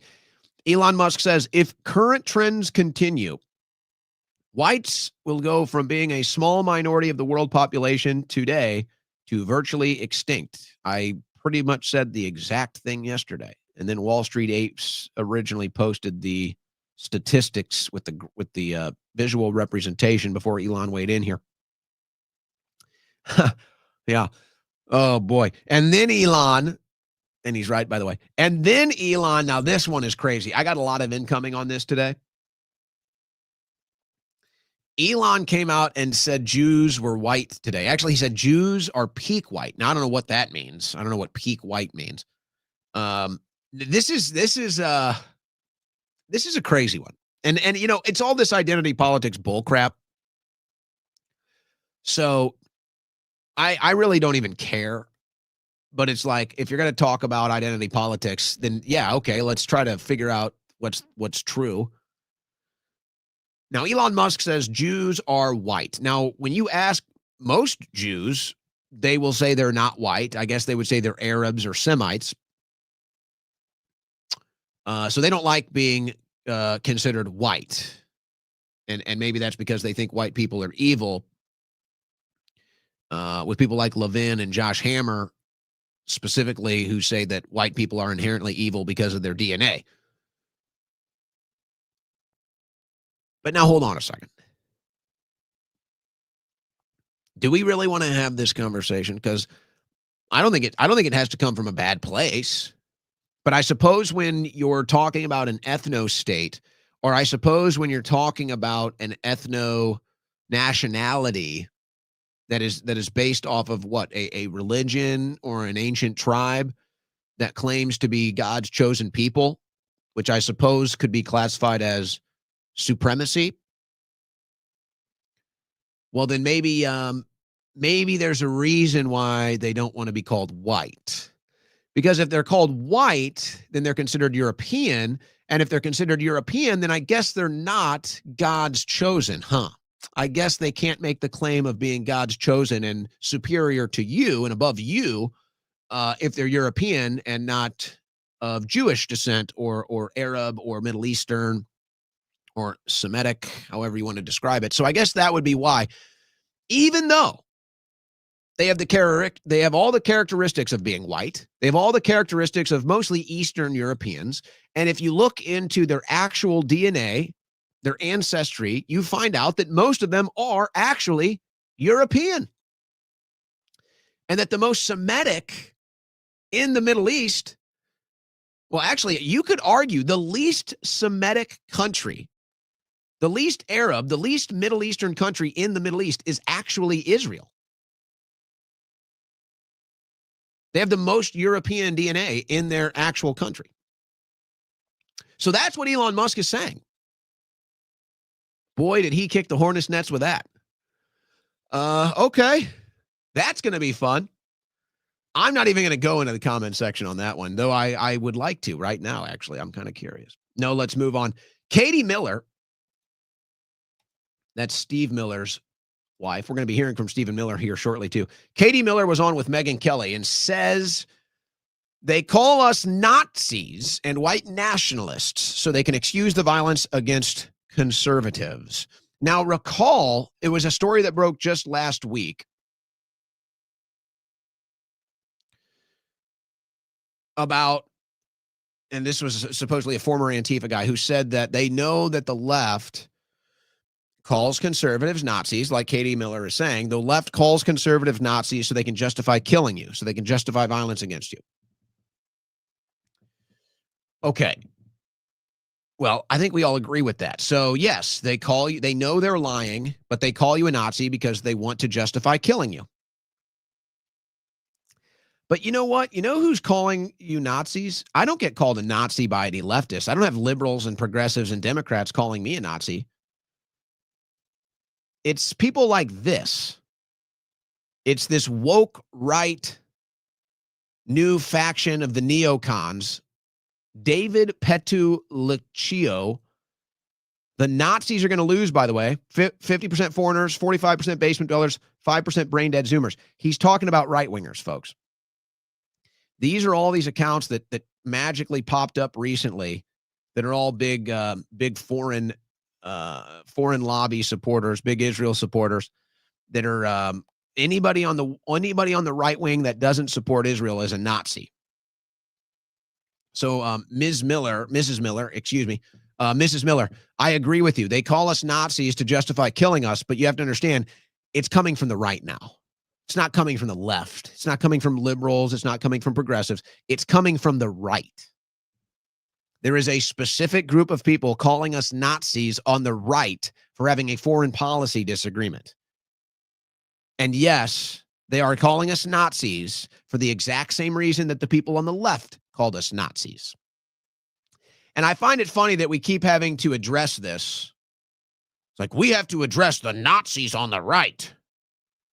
And then they'll say, don't you know they call us Nazis so they can justify killing us? Well, wait a second. You just called us Nazis. It's quite an admission, if you ask me. Quite an admission. Quite a revelation, even. Every damn time. I mean, these stories break almost every week now. Truck driver charged with killing newlyweds in horrid crash is illegal migrant given license in Newsom's, California. They all come from California, and they're killing Americans. They're all foreigners here illegally that get a license illegally in California and then kill Americans because they don't know how to drive. They're not properly trained. Well, Stephen Miller addressed this from the White House. Here's what he had to say. For your audience perfectly, Sean, this was not a loophole. The Biden administration, Secretary of Homeland Security, Alejandro Mayorkas, devised a scheme to fly illegal aliens into the country and then to escort them en masse across the border by the millions and to give them something known as parole, which gives them a work permit, which gives them a social security number, which gives them access to the voting booth. This was the plan all along, to get them here illegally so they can get free government benefits, get hooked to welfare, and be able to participate in American elections. This was an attack on democracy by the Democrat Party. It's the same attack that we see, Sean, when you have California, a sanctuary state, that is refusing to turn over even illegal alien criminals and gang members to ICE. So these are illegal aliens in California who have been arrested by California police, by California law enforcement for serious crimes, for crimes against children, for felonies, for crimes that threaten public safety, and they are refusing to hand these criminal illegal aliens over to ICE. Instead, they're freeing them back into the cities to offend and offend again. By any definition, what California is doing is criminal. It is a violation of our laws. It is one of the most heinous things that I have seen in my entire. So I agree with everything Stephen Miller says, and I like Stephen Miller. But, eventually you keep talking about all these criminals, eventually you're going to have to arrest somebody. I can't believe Alejandro Mayorkas is roaming around the country free and happy right now. One of the biggest traitors in the history of this country. I would actually argue that Alejandro Mayorkas is the biggest traitor in the history of the United States of America. With his invasion, the largest invasion in the history of the world. Alejandro Mayorkas facilitated the largest invasion in the history of the world. Much bigger than Operation Barbarossa, which is considered the largest land invasion. No, Alejandro Mayorkas stomps that into the basement with the land invasion of 15 million illegal aliens, Alejandro Mayorkas. So again, I keep hearing about all these criminals from the administration. I keep hearing about all the deep state criminals and the Biden criminals and the Biden administration criminals and the Democrat criminals. I keep hearing about all these criminals and no one's getting arrested. So how is it we have all these criminals? We're all talking about the criminals. We all see the criminals. We all know the criminals. We know their names and none of them get arrested. It's wearing thin. It's getting old, as they say. Now, this is just pathetic. TSA introduces new $45 fee for travelers without real ID starting February 1st. What a disaster this real ID has been. The whole thing is just get rid of TSA. Just get rid of all this crap. Oh, but the big lie of 9/11, so we can't. We all have to live under this tyranny because they lied to us about 9/11. A big, giant false flag, an inside job. So now we all have to live like slaves. So the real world ID, nobody's getting it. Nobody's going to get their new ID. Nobody's going to the DMV and setting the appointment. It's obnoxious. It's annoying. Nobody wants to do it. It's just a pain in the ass. So a lot of these people are trying to travel, but they can't because they don't have a real ID. So they can't travel, but they don't know it. So they show up at the airport. They don't have the right ID. They can't travel. Imagine that. That's a fun day. All right, kids. All right, family. All ready to go on vacation. All right, here we go. And you get to the airport. Sir, you can't fly. You don't have a real ID. What? I have my ID right here. It's not expired. It's a valid ID right here. No, sir, you need a new ID. You need a real ID to fly now. You live in a tyranny. Don't you know you live in the United States of tyranny? You're a slave now. Oh, okay. So I can't fly. I can't take my family on vacation. We just spent like $8,000 to plan this thing. And no, sir, you can't travel. That's on you. So that's been such a disaster. Now they're going to say, well, all right, you don't have the right ID. Just pay us $45 then. Fuck you. Fuck you. Pay us $45 to travel because you can't go out of your way to get another ID.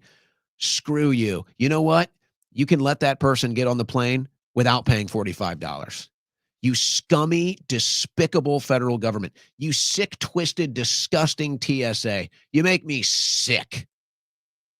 Oh, you can't get on that plane unless you give me $45. What is this, another government shakedown? What is this, another mafia shakedown?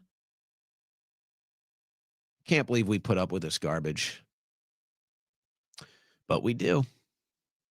We sure do.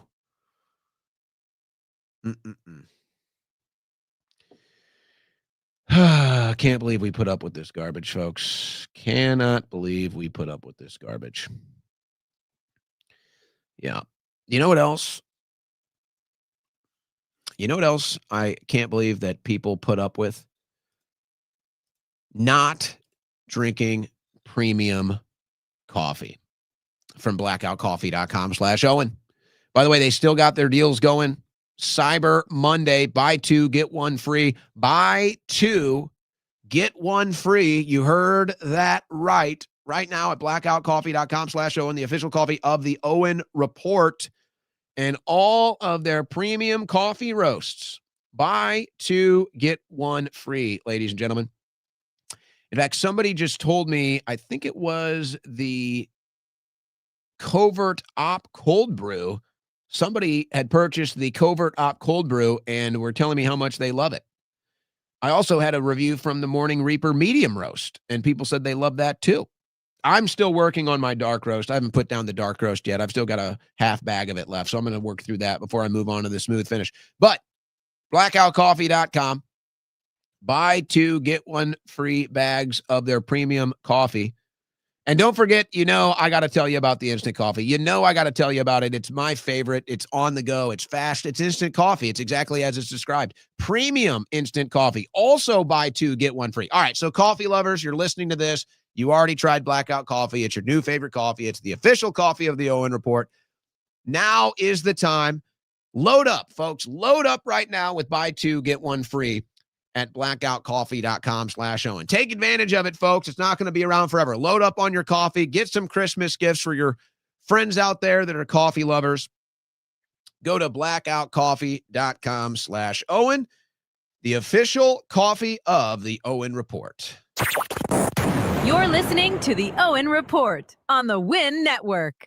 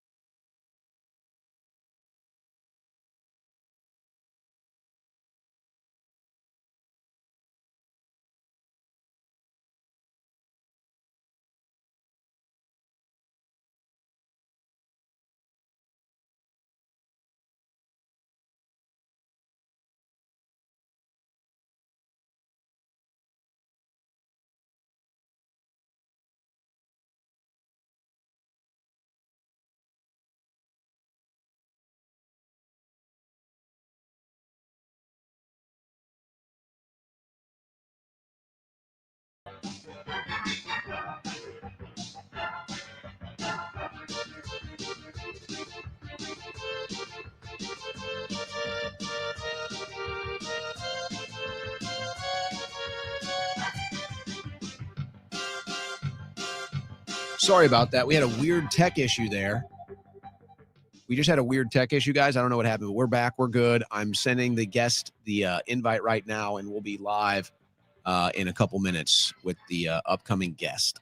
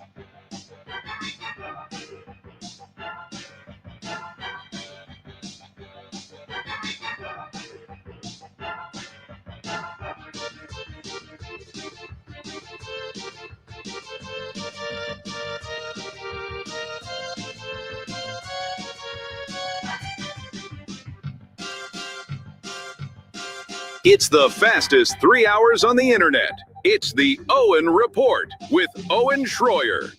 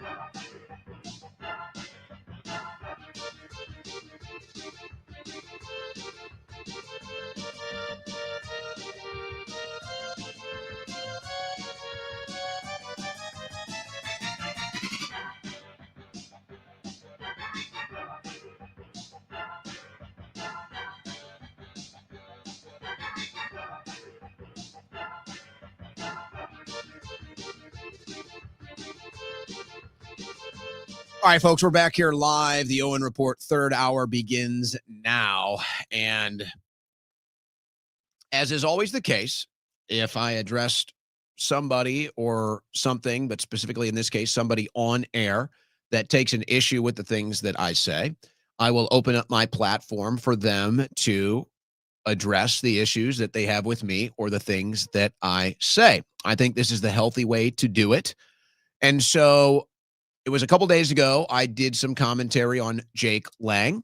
Jake Lang reached out to me. We've been in communication for a week or so now to get him on the air to address some of these issues. So I bring Jake on the air with me now. Jake Lang joining us from his studio.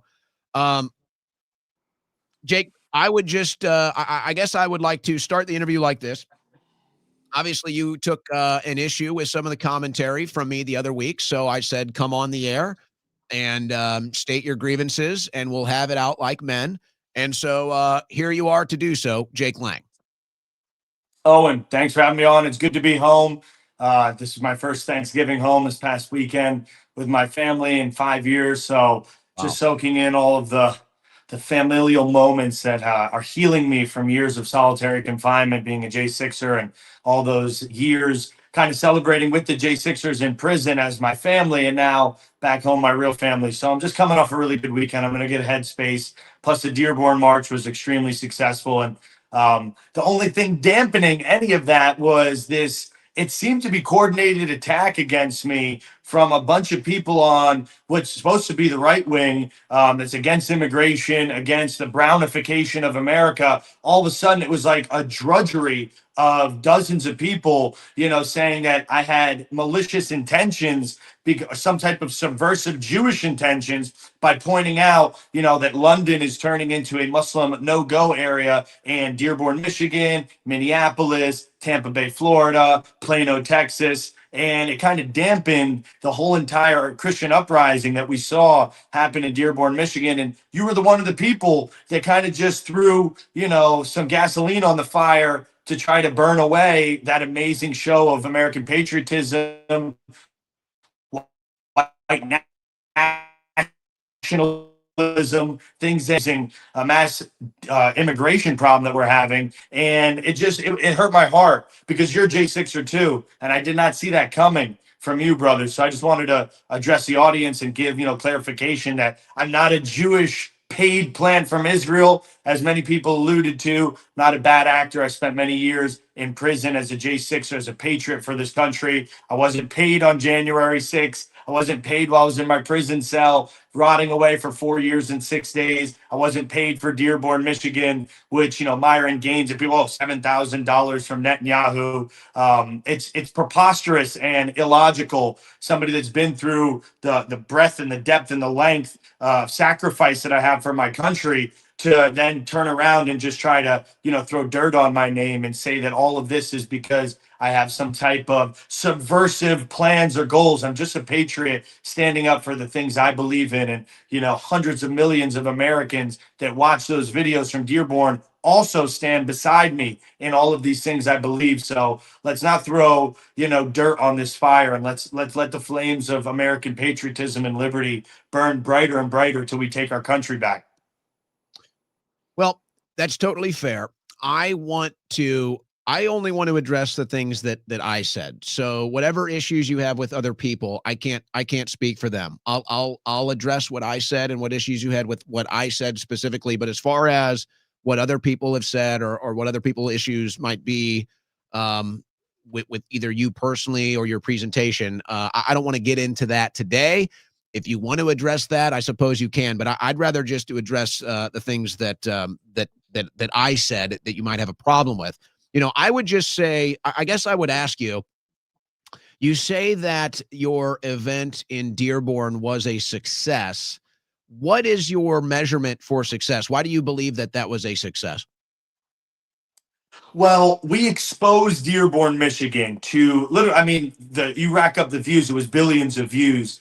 The Overton window shifted, where people kind of saw, and looking over to Europe as the main hotbed for Islamification, for the erasure of white people. We're starting to realize that these people have conglomerated in America in different key positions, like in New York City, and they've taken political power, actual political power, with Zohran Mamdani, and they're running now a Muslim candidate for governor of Michigan. And so the success that we had was exposing the violent, low impulse control conglomeration, this kind of enclave of Muslims that are right outside Detroit, Michigan, showing that these people will not allow First Amendment demonstrations in their area, they will punch you, they will pepper spray you, they will throw dirt on you, literally handfuls of mulch they were picking up and throwing at black protesters that were with me, white people that were with me, obviously. They were throwing food on us, handfuls of food. It was insane. So we showed the world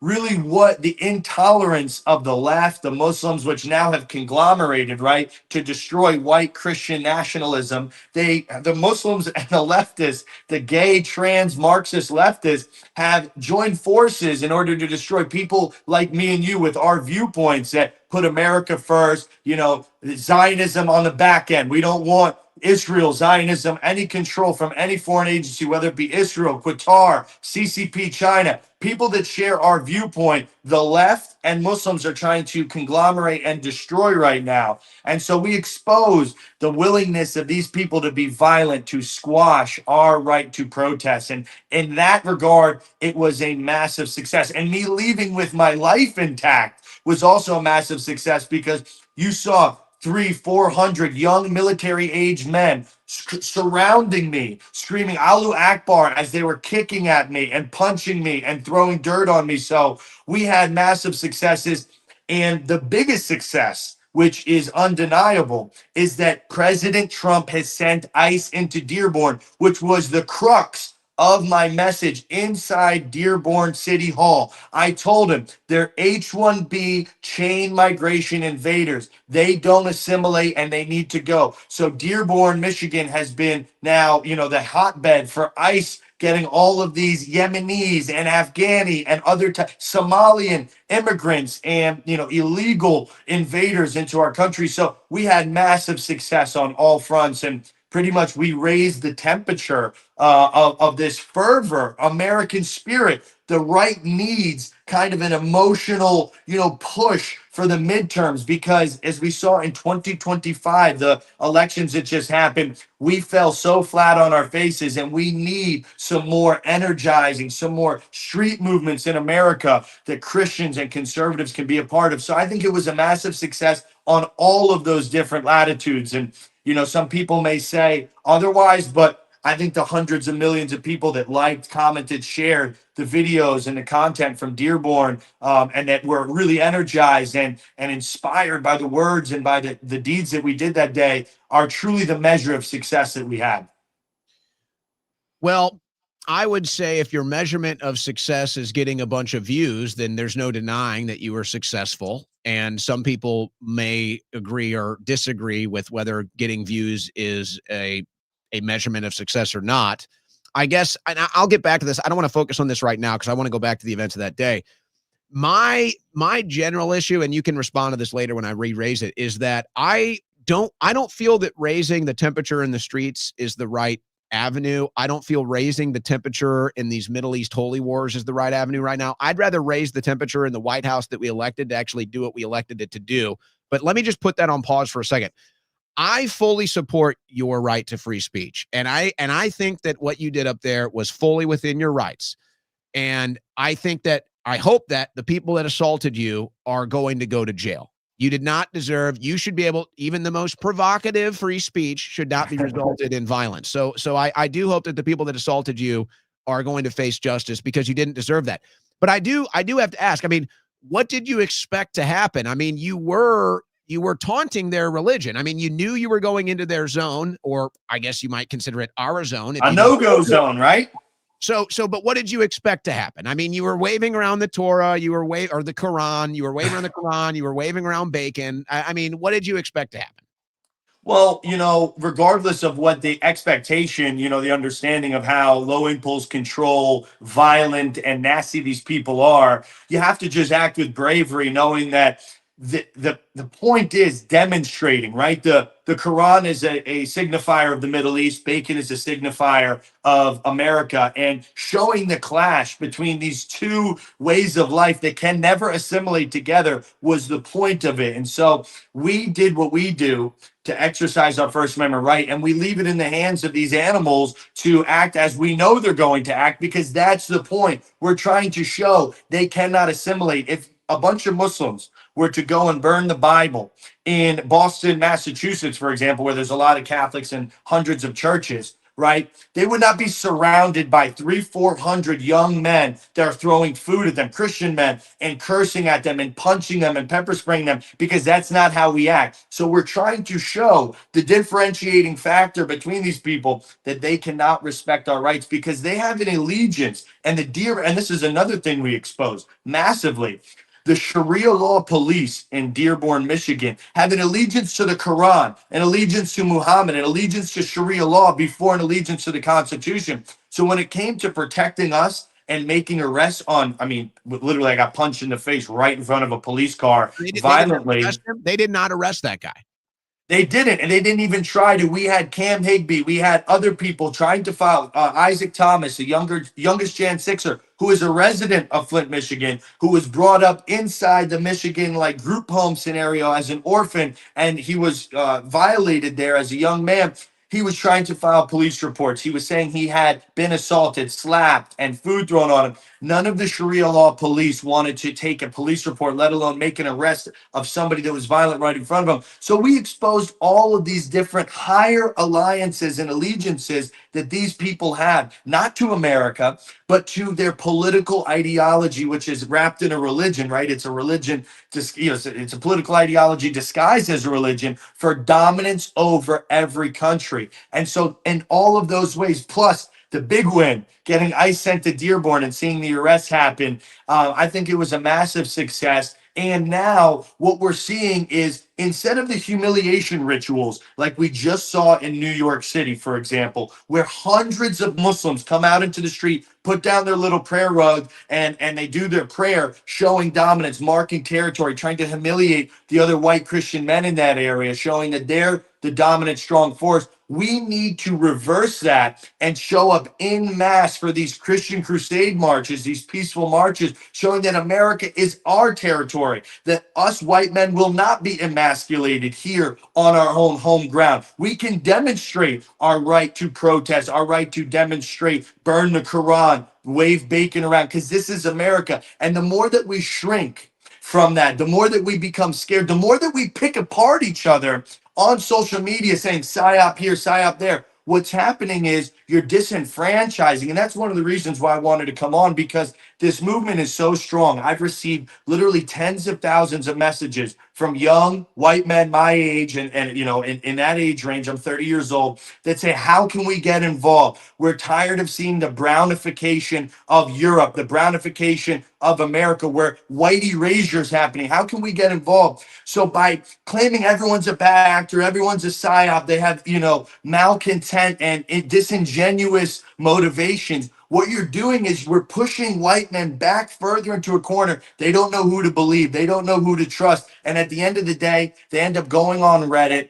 complaining and whining that they can't get a girlfriend, that all the white girls are fetishized over black NFL players, that they're being disenfranchised, displaced in their own country, instead of rallying behind a figure like me who sacrificed for this country, and a movement like Americans Against Islamification. We have people online that have nothing better else to do but try to drag down the man in the arena. And that's why it hurt my heart so much. I don't care about being called a Jew, anybody, you know, trying to throw dirt on my name. That's not what I care about. That's not why I'm here. You are the one that said you were Jewish, though. Didn't you? I have a Jewish mother. That's a baseline fact, but she's Russian, Ashkenazi, Jewish. I'm a white European on both sides of my family. I was raised Irish Catholic. I've never even been inside a Jewish temple. I was first Holy Communion, baptized, confirmation, the whole entire 9 yards. I grew up like every other white suburban American. And so, were those images of you at the Wailing Wall, were those fake? No, that's not a fake image at all. But I was doing that as a tourist in Israel, not when I was 20 years old, not as some type of right-wing influencer that has been bought out and has to go show fidelity to the state of Israel. This is 10 years ago, before people really even had these questions. I wasn't even awake to the foreign influence campaign that AIPAC has on our politicians and all that stuff. That was me with my Jewish side of the family on a family vacation. And it was a nice moment where my, 80-year-old grandparents got to see, a little bit of the heritage side of our Jewish faith. And we enjoyed it a moment. But I was raised Christian. I'm a born-again believer. I've gone through prison, reading the Bible, teaching Bible studies, baptizing dozens of men. I love my faith in the Lord Jesus Christ. And it is the core essence of who I am. And so for people to try to drag that away from me and just say what he did, putting his life on the line in Dearborn, Michigan, was some Jewish trickery. Meanwhile, a week before Dearborn, I burnt the Talmud with over 1 million views on my X page. People just try to hide certain facts and elevate other ones so that they can spin a narrative, which ultimately disenfranchises young white men from pushing back against the takeover of their country.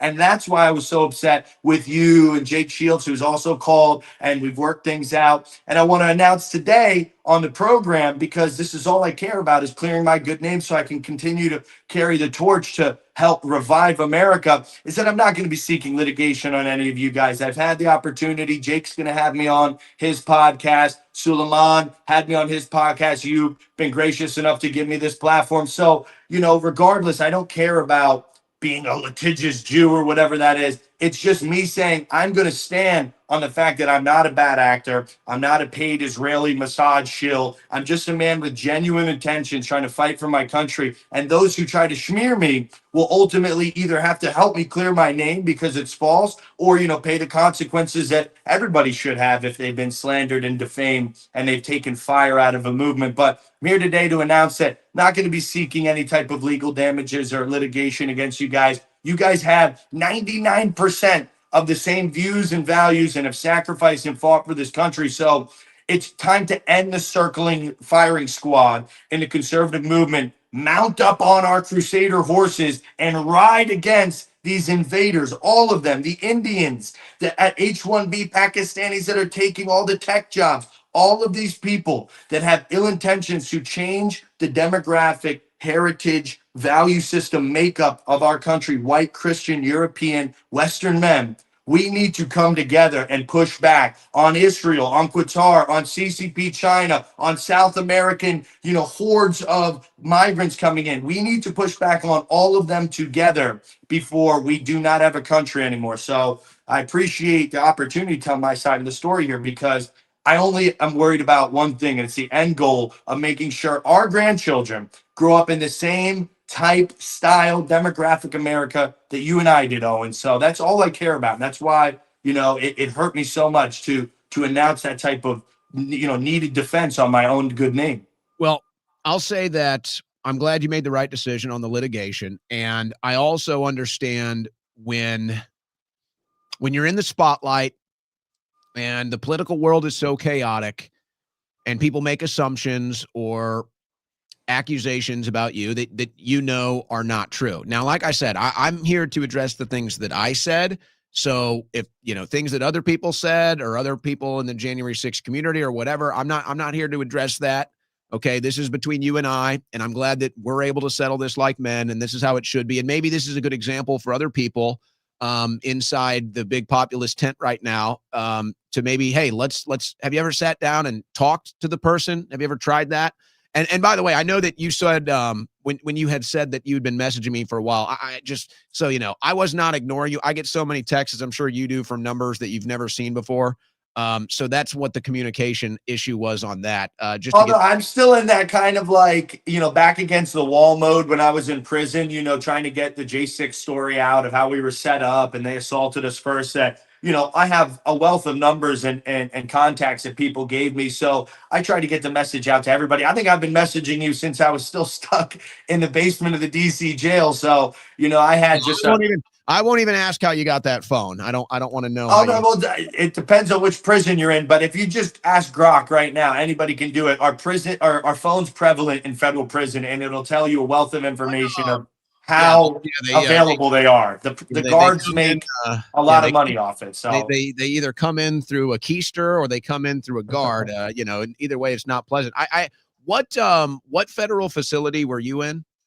So I got moved around a lot, but the only one that I ever got a phone in was Brooklyn, MDC, which is the most dangerous prison in America. P. Diddy was there. El Chapo's nephew was there. R. Kelly was there. They put all the you're from New York. Is that because you're from New York? They put you in? So I'm born and raised in New York, and I lived in Manhattan. And actually, the day I was arrested, I was actually brought to MCC Manhattan, which is where Jeffrey Epstein hung himself right before they closed down that prison. Then I was flown out to Oklahoma. then flown over to DC jail. That's like a normal thing they do in the feds. It's called some type of diesel therapy. It's a torture mechanism where they just cart you around. And so I was dieseled 17 times in my 4 years without a trial. I was never found guilty, and they moved me around. Let me get to that, and I'll address something that you brought up that I'm getting a lot of heat for, which is fine. This is the world we live in, and I'll bring something up that I know you get a lot of heat for too, and maybe this will help explain it. But you gave me a hard time for quote unquote cooperating with the feds, and I've been transparent about this. That's fine. I get it. Smirk it. Okay. And no smirk there, brother. You gotta stand 10 toes down for your country. Now, hold on a second. Let me address this. The deal that I made with the feds, they were trying to put me in jail for multiple years. That's what they were trying to do. They were trying to put me in jail for 10 years is what they were trying to do. Now, the struggle tactic that they used against me, and I thought when I went in and I turned myself in, I think that they were going to hold me there forever. I kind of went into full, you might say, panic mode and got the best lawyer I could in Austin that knew the court system well to make sure that they didn't hold me forever like they did you. So I think I got bailed out because I had a good lawyer in Austin. Thank you, God. Thank you to the people that supported me that I was able to get that lawyer. I think they might have ended up holding me until my court case like they did with you. But let me just, so you can explain. And if you want to still give me a hard time, that's perfectly fine. They were trying to put me in for 10 years, and they were trying to do this struggle session with me. And I agreed to do what is known as I think it's called a proffer, if I'm pronouncing it correctly, where you basically Jake, let me finish. Let me finish, please. Will you please let me finish here? Yes, sir. So they were trying to get information. That's what they wanted. They thought I had some information that was going to be damning of Donald Trump, or they thought I had some information that was going to be damning of Alex Jones, or maybe even damning of myself. So I said, fine, strip me naked. I said, strip me naked, look through everything, and you'll find that there's nothing there. And that's exactly what they did. That's exactly what they did when they questioned me for a couple hours. That's exactly what they did when they got all the electronic data that they requested. I just stripped down naked and I said, go ahead, search everything you want. And there was nothing there, Jake. Now, the deal was, my only regret, and this is advice for anybody else out there if you're dealing with the feds, any promises they make you, get it in writing. Because if you don't get it in writing, then it doesn't count. They promised that they would not put me in prison. They promised that they would try to convince the judge, they would sway the judge that they do not want to seek prison time. Well, when we got into court, of course, what did they do? They tried to get me 4 months is what they tried to do. So I went through all that. They ended up screwing me anyway. So maybe you're kind of right. You don't cooperate, but I could have spent maybe years if I didn't do that. Now, you took a different route. And you said, I'm going to, as you described, I'm going to stand 10 toes tall. And you said, screw them. And you decided that you're not going to cooperate at all. And they kept you in prison for that. Now, is that an accurate depiction? Because I know there's a lot of questions about that. I know that you're dealing with a lot of heat about why you ended up staying in prison or what that was all about. Is it because you refused to cooperate that they held you? Was it another legal decision that you made?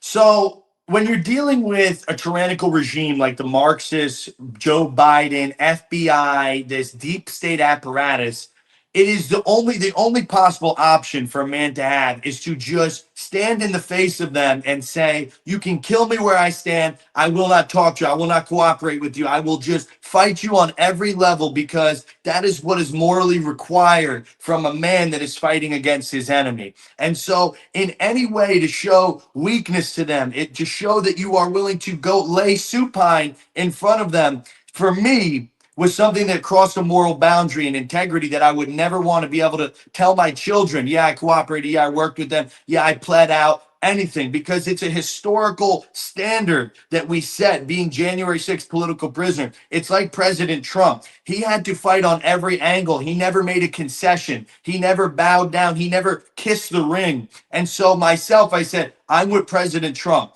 I'm with the conservative, righteous, constitutional republic movement, and working with these people to save my own skin would be something I could never, ever see myself doing. Now, That's what got me in a lot of heat with the other J6 or J6 community, because I'm a young man. I was 25 years old when I was arrested. I didn't have a wife and kids at home. So my decisions came purely out of my own ability to sacrifice my time, my life, and all of those things. Other men that I'm with that are great men, great patriots, they had wives and kids at home. Their homes are being foreclosed. Their entire life savings are being wiped out in their bank accounts. They needed to make decisions for those who they love to get home to be able to provide for them. So many took plea deals in that scenario. But I made speeches right when we got to DC jail in front of all the Jan Sixers. The first speech I made was titled "No Plea to Tyranny." And it basically mapped out how we have to bog down the court system. We cannot give them an inch. We cannot give them any concessions. So some of the men, it ate at them in their conscience in that cell all night. Do I bow down? Do I stand tall? Do I get home to my family quicker to be able to provide and protect them? Or do I just stand in the face of tyranny and say, come what may? And so those are personal decisions that I'm not going to necessarily, crunch anybody down for and say, you did the wrong thing, you're a coward, this, that, because everybody at the end of the day has their own relationship with God they have to manage. Me personally, no matter what, I decided, let me ride this out. And for years, we wrote it out. They tried giving me the very first couple weeks I was arrested. They said if I was able to testify against President Trump in the second impeachment hearing, I would go home. I'd get like a 3-4 year plea deal because I was facing a lot more time than you were. Oh, and I had 13 different felony charges, 8 assault charges. I tried to save a woman's life. They murdered Roseanne Boylan in my arms. I was able to save 2 other men's life. I was in a big, skirmish there with the Capitol murderous Nancy Pelosi stormtrooper police. So, I had a different scenario than you, but I said, you know what, let me just stick it out. I took my case to Supreme Court, which took an extra 2 years in the process because that 1512 obstruction of Congress charge, that 20-year felony charge, that was a big thing on 400 Jan Sixers cases. And President Trump was charged with it. So I maneuvered from the district court. My judge dropped that charge off my case. Then the appellate court overturned my judge's decision. So our only redress then was taking it to Supreme Court. Well, to go from the district court to the appellate court to the Supreme Court, that's over a 2-year-long process. And I had to sit in prison that entire time waiting. Plus, there were other continuances that we had to achieve because they were not giving the exculpatory evidence. The exculpatory evidence, that's evidence that helps exonerate you, that we kept on demanding and requesting from the prosecution was how many undercover agents were there? Did I interact with any? Did any of them pass out a weapon? Were any of them inside the tunnel with me? The prosecutors kept lying, said they had no knowledge of this. Kash Patel then came out recently and told us that, yes, there were 274 undercover agents. And so our grand juries would have needed this information in order to indict us. If, let's say, God forbid, the guy that passed me a riot shield or a baseball bat was an undercover agent, which we actually did end up learning. The man that passed me the baseball bat, Josiah Kenyon, was an avowed Antifa member, and he had made statements to the prosecutors to help get a plea deal saying, I was there to make sure Trump supporters got killed that day. He was there to cause chaos. And he was one that while I was in a state. Hold on, right. Let me just stop you right there because we don't have all the time in the world here. And I know that you're kind of going into some of the territories where I think maybe there's an issue with some other people in the January 6th community or some other things that have been said about you. I don't want to address those things because these are not my issues. These are not the things that I said. So I want to get back to where I want to go with this segment, if you don't mind. I'm just saying that there's so many nuances that I had to wait. We were fighting on every inch. See, my MO while I was incarcerated was, I filed 3 times for bond. I did habeas corpus. I fought. And they wouldn't let you out. They wouldn't let you out. I fought everything that they said. And at the end, I never even got a trial, and I was pardoned after 4 years and 6 days. Over 900 of those in solitary confinement. So that was my MO to go about, my fight against the government. And I'm proud of how I handled it by God's grace alone.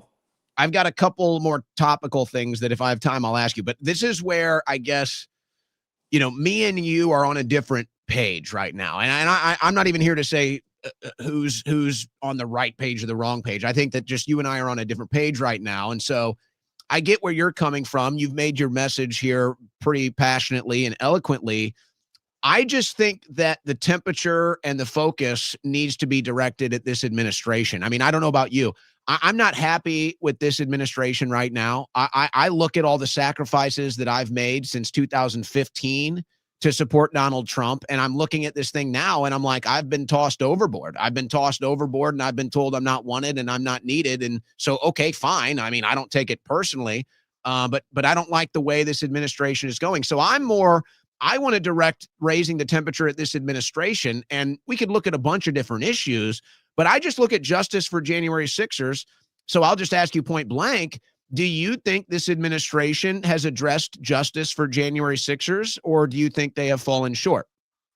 President Trump saved my life. President Trump saved this nation. He has been fighting a 100-front war, and he's still fighting for Tina Peters. He's fighting for all of us. We're talking about the difference. In my heart, I have a heart of gratitude, thinking of the unbelievable dystopian nightmare that we'd be living under with Kamala Harris. I'd be in prison for the next 30 years. No joke. That's the exact number that I would have been in prison for. And so you're talking about somebody that's been like literally dug out of a grave and then, been handed a new chance at life. So I have obviously a skewed opinion. Do I want to see mass arrests, political arrests on treasonous traitors? That's the only thing that I think that we're falling short of. And I want to see many more deportations. But Donald Trump has made it clear with a lot of his Truth Social posts, he's there trying to push the agenda. He's like literally addressed Pam Bondi on Truth Social, like make arrests, make arrests. And so I think that there is some grease or some dirty grease in the cogs of justice there that's slowing down that process. And Pam Bondi and Kash Patel and some of these other people need to clear out the deep state infiltrators inside these different agencies that are holding up reparations for the January 6ers, that are holding up the mass arrests of Liz Cheney and Benny Thompson and Adam Kinzinger and Adam Schiff, all these people that, literally conspired against we, the American people, and our constitutional rights to try to destroy us.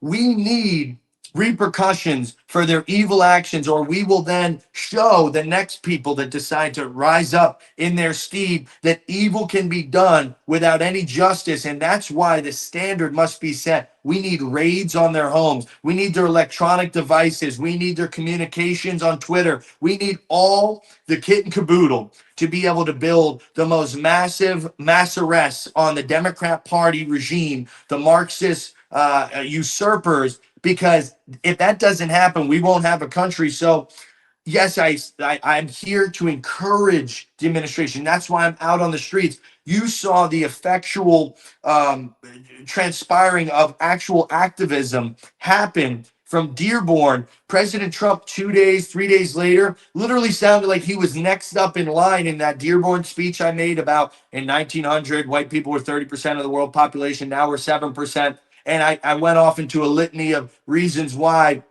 white people are disappearing in Europe and America, and how Islamification is a part of that. President Trump basically took that same tone, that same rhetoric, and said we need to denaturalize these people if they don't add value to the American way of life, even if they're green card holders or even if they're anchor babies, they're going home. So I believe pushing the administration through activism, through virality, and showing the American people stand behind some of these decisions is really how you influence getting the administration to push more deportations. And now the question begs, what's the level of activism? What's the level of organization that we're going to do in order to push them to make those arrests that we need on the Democrat traitors that sold our country out to foreign adversaries and destroyed my life and many other lives? So what can we do instead of complain about it? How can we take to the streets, take to activism, push the culture towards that end so that the Trump administration must listen to we the people? That's my goal. That's why I do what I do. Instead of complaining about it and podcasting about it, I say, how can I be the change that I want to see the Trump administration make? So that's what I decided to do with my freedom. And that's why I think people are very excited to join in on the December 13th Epic City, Texas March. We're going to the Muslim-only city in Epic City, Texas, which is that huge new construction project. It's like 500 acres or something of like this Muslim Sharia law paradise we will be outside there doing a march on the largest mosque in Texas, which is called the Epic Mosque in Plano, Texas, 1 p.m. Central on December 13th. The Christian Crusade will be there, and I expect all my American Patriot friends to be there as well, to stand with me so that we can continue to shape the culture, to make the changes, and to affect President Trump to be able to actually do what he set out and what we voted for him to do. So that's my way of tackling the issues. And everybody has their place, but I decided let's make the change. Let's be the change. Let's push the agenda. Let's push the envelope. And I think it's working for the most part. I'll come back to that, and I know you got some other Allah. What are you talking about, Allah? Owen. That's all right. That's pretty good. I will come back to that, and I know you've got some other events coming up. I gotta say though, your answer there, I mean, spoken like a true politician, and I think you are planning to run for office. So you've got the political answer down. I'll give you credit for that. Whether that's good or bad, I guess people can decide for themselves. Let me just ask you, let me just ask you some just yes or no questions in response to some of the things you just said, if that's okay. Could you just give me a short answer on this? That's going to be very difficult for me, but I'll try my best. Just try your best. I got to put it out there so at least you can think about short answer. Do you think we should ban Islam in the United States of America? 100%. I don't consider it a religion. I consider it a political ideology masked in a religion, though. That's why I consider it a dominant political ideology. Okay, so you don't think that's a First Amendment violation to say you can't? No, because it's an insidious, dominating political ideology that has literally. I mean, you look at the scholars; everybody has it on their X feed. They're talking about Islam will enter every household, and by the sword we will conquer the West. It's like, do you think that represents the average Muslim, though? I think that the tendencies for Muslims to fall into the sheep herd mentality and follow along with their imams or congregation and not stand up against the oppressive Sharia law. And we don't have to, make guesses. Look at every 53 majority Muslim countries and look how totalitarian, oppressive they are. So we don't have to make guesses about what the average Muslim believes. Just look at the way they live in the desert of Arabia there and tell me if that's the way you want to live. And look at how they've changed the makeup of Berlin, of Rome, of Paris, of London. It's irrecognizable. So I don't have to surmise or make guesses or whatnot. I can just look at what the evidence is in Europe and in the Middle East and say, hell no, not in America. So yeah, ban Islam and deport them all. Now, you realize that anybody can convert to Islam, right? There's white people can become Islam. I'm sure when you were in prison, you saw a bunch of Islamic converts too. So, I mean, I get where you're coming from. I don't know if I could say I agree, because I do think you're kind of getting into First Amendment issue here. I think you're kind of getting into First Amendment territory. And I think if you want to start to talk about religions and ethno-states, then I don't think you can stop with Islam. I think that's kind of the problem. I think if you're going to go with Islam. No, you're 100% right. We start with Islam, then we start to get rid of all the other invaders and save our country. I don't believe in virtue signaling these kind of moral, philosophical issues into our own demise. It's like, do we make the hard decisions and be not nice? Like, the white Western conquerors of the world and who brought civilization and constitutional republics and the Magna Carta, they made decisions that were quote unquote not nice, but they advanced their people. They advanced our civilization to the place where it is. And now everyone's so concerned about being politically correct and nice and following along these moral platitudes that at the end of the day, just completely add together, conglomerate to the demise of white Western European civilization. So yes, we can, theorize on the philosophies of, is it a First Amendment violation or not to ban Islam? Or like men, we could say, I don't care if it's nice or not. I don't care about other people's opinion on it. I want my country back. I want my country back. And like I said, in Dearborn, Michigan, get the fuck out of my country. I don't care about people's opinion on the matter. I don't care about their attitude, their opinions, and all that, girly stuff. Get the fuck out. It's time to crusade. That's how I feel. I know you also have a planned march coming up against AIPAC. Is that accurate?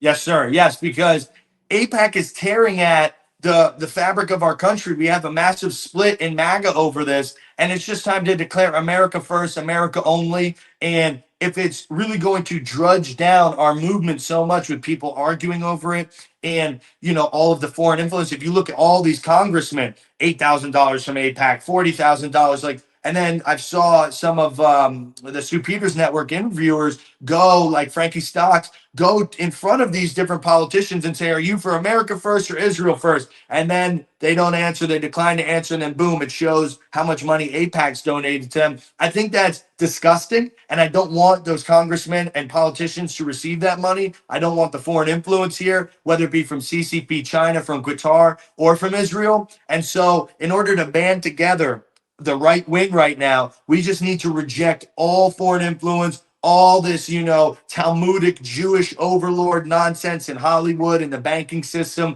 all the Qataris trying to turn us against each other and pay right-wing influencers to just create a circling firing squad. We need to stand up for the interests of white Christian Americans, and that's who we are, and that's who we need to protect the interests of. So screw them all, send them back to the desert. Let's save our country, save Western civilization. That's my outlook on it. I think that's the only way to move forward instead of kind of splitting hairs on Israel and Palestine and all that. I don't care. I don't care about what happens over there. I care about America and America first and America only. And that's the only way forward for our country and for the right wing to really conglomerate instead of shooting each other over issues that really don't matter for our everyday lives and change the demographics of our country. We need to save our country from becoming a brown cesspool of invaders that don't share the same values that made our country great to begin with. So that's how I feel. And that's why, I've come out drastically against AIPAC, against all these different,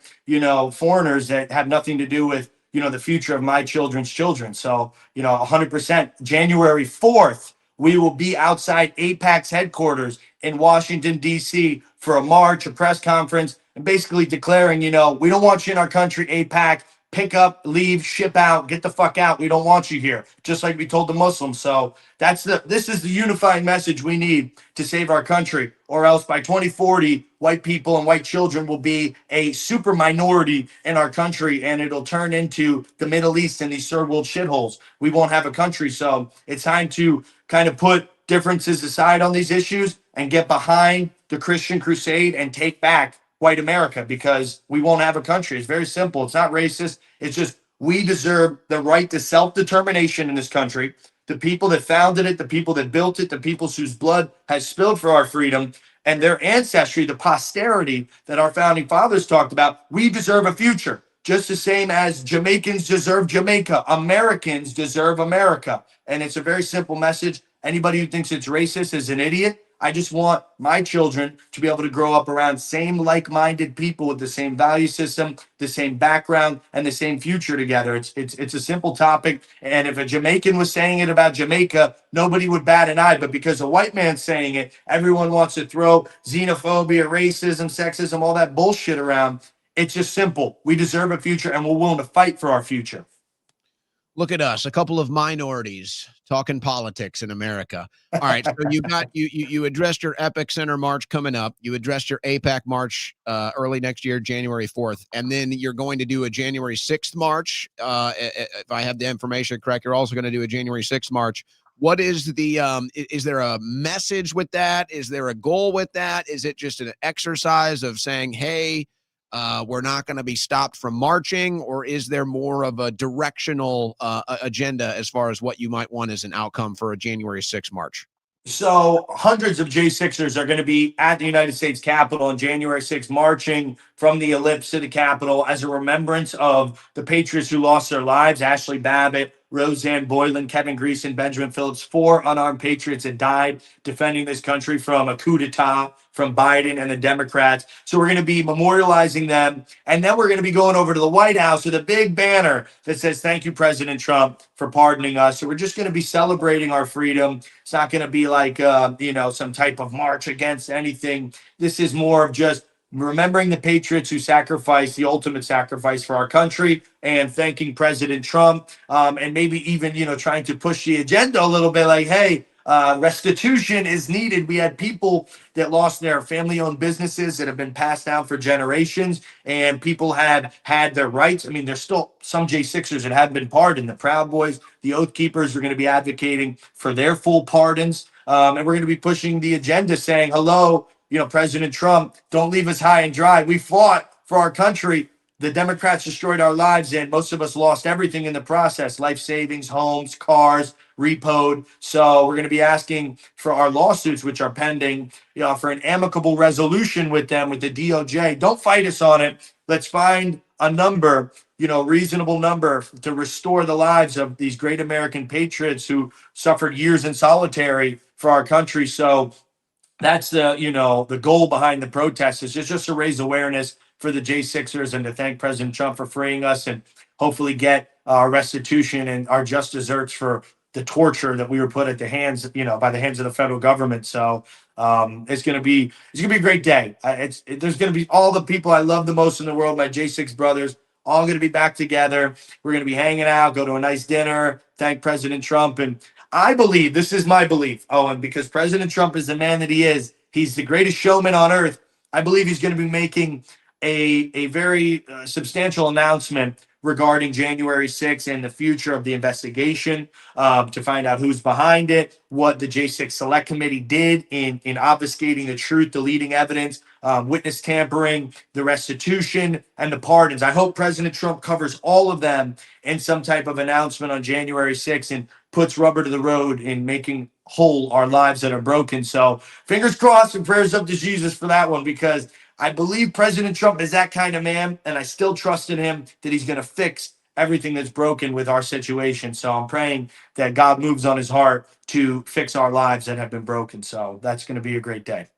Well, I've been pretty critical of this administration, but I've always said that I will never regret voting for Trump because of the pardoning and releasing the political prisoners. I will never regret that. And I guess it'd be, I'll complain as I see fit, I suppose. But that will always be worth it as far as I'm concerned. Just that action alone is always going to be worth it for me. That voting for Trump. And obviously, I mean, anybody can say it's better than Harris. So that's not saying too much, though. Well, I'll tell you this, Jake. I think that I'd love to see your January 6th march manifest into something special. I really would. And,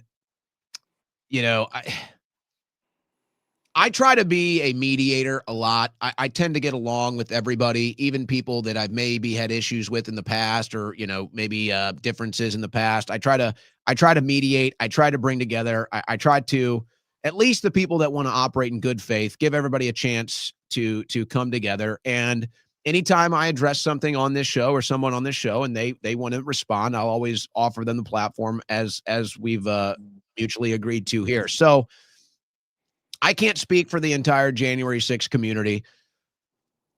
I know that there's certain rifts, we might say, inside of the community right now. And maybe in this short period of time, maybe I'll try to put forth an effort. I'll try to figure out what we can do to try to bridge these divides and maybe try to get a better turnout or as best a turnout as possible. And maybe it's what's needed to be done to get some action from the White House or to get some attention on this matter. I am curious about the AIPAC march. Obviously, AIPAC, I've been very outspoken about that issue. The thing in the Epic City in Texas, that's going to be an interesting one. Let's see how that one goes. And by the way, Greg Abbott down here, he talks a big game. He doesn't do anything. He's not going to do a damn thing. Oh yeah, they're handing out money left and right to help build new mosques. And so when the government fails, you got to take action and stand up like a man. So I don't want to see Texas Islamified.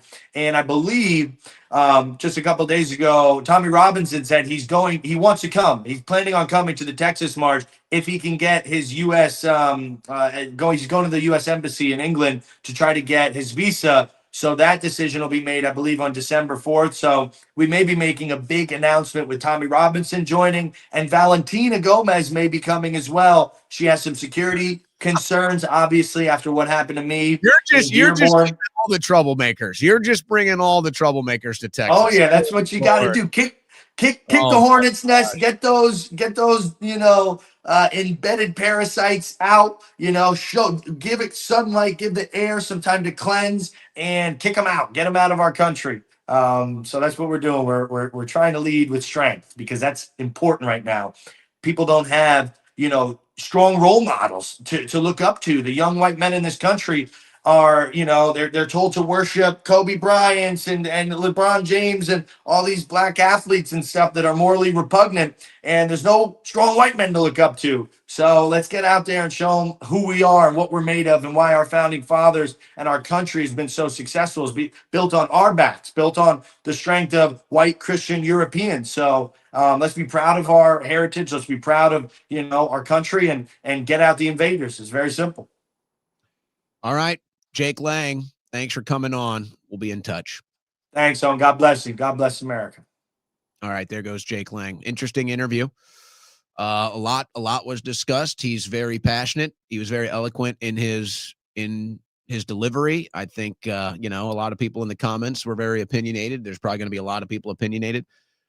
At the end of the day, if we're moving in the right direction, you got to be willing to link up with people you got differences with, or maybe you don't have differences with. Maybe there's an appearance of differences and it's a communication issue. Maybe it's a misunderstanding.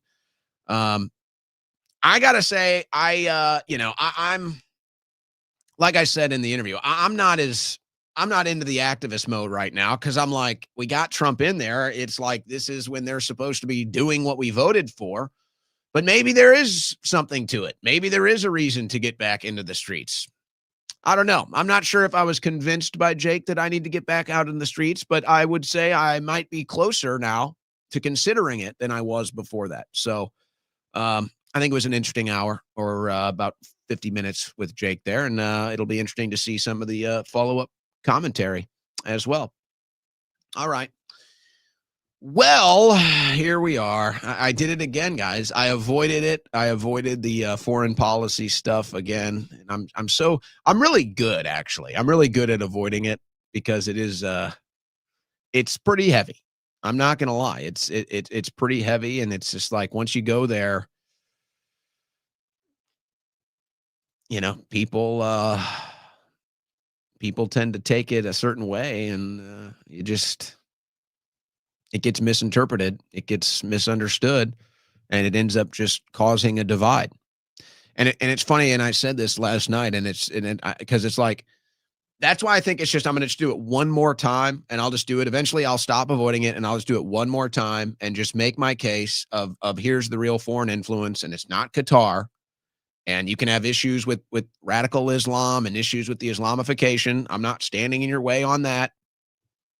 I think it's mostly a distraction. But I'm not getting in your way on that issue.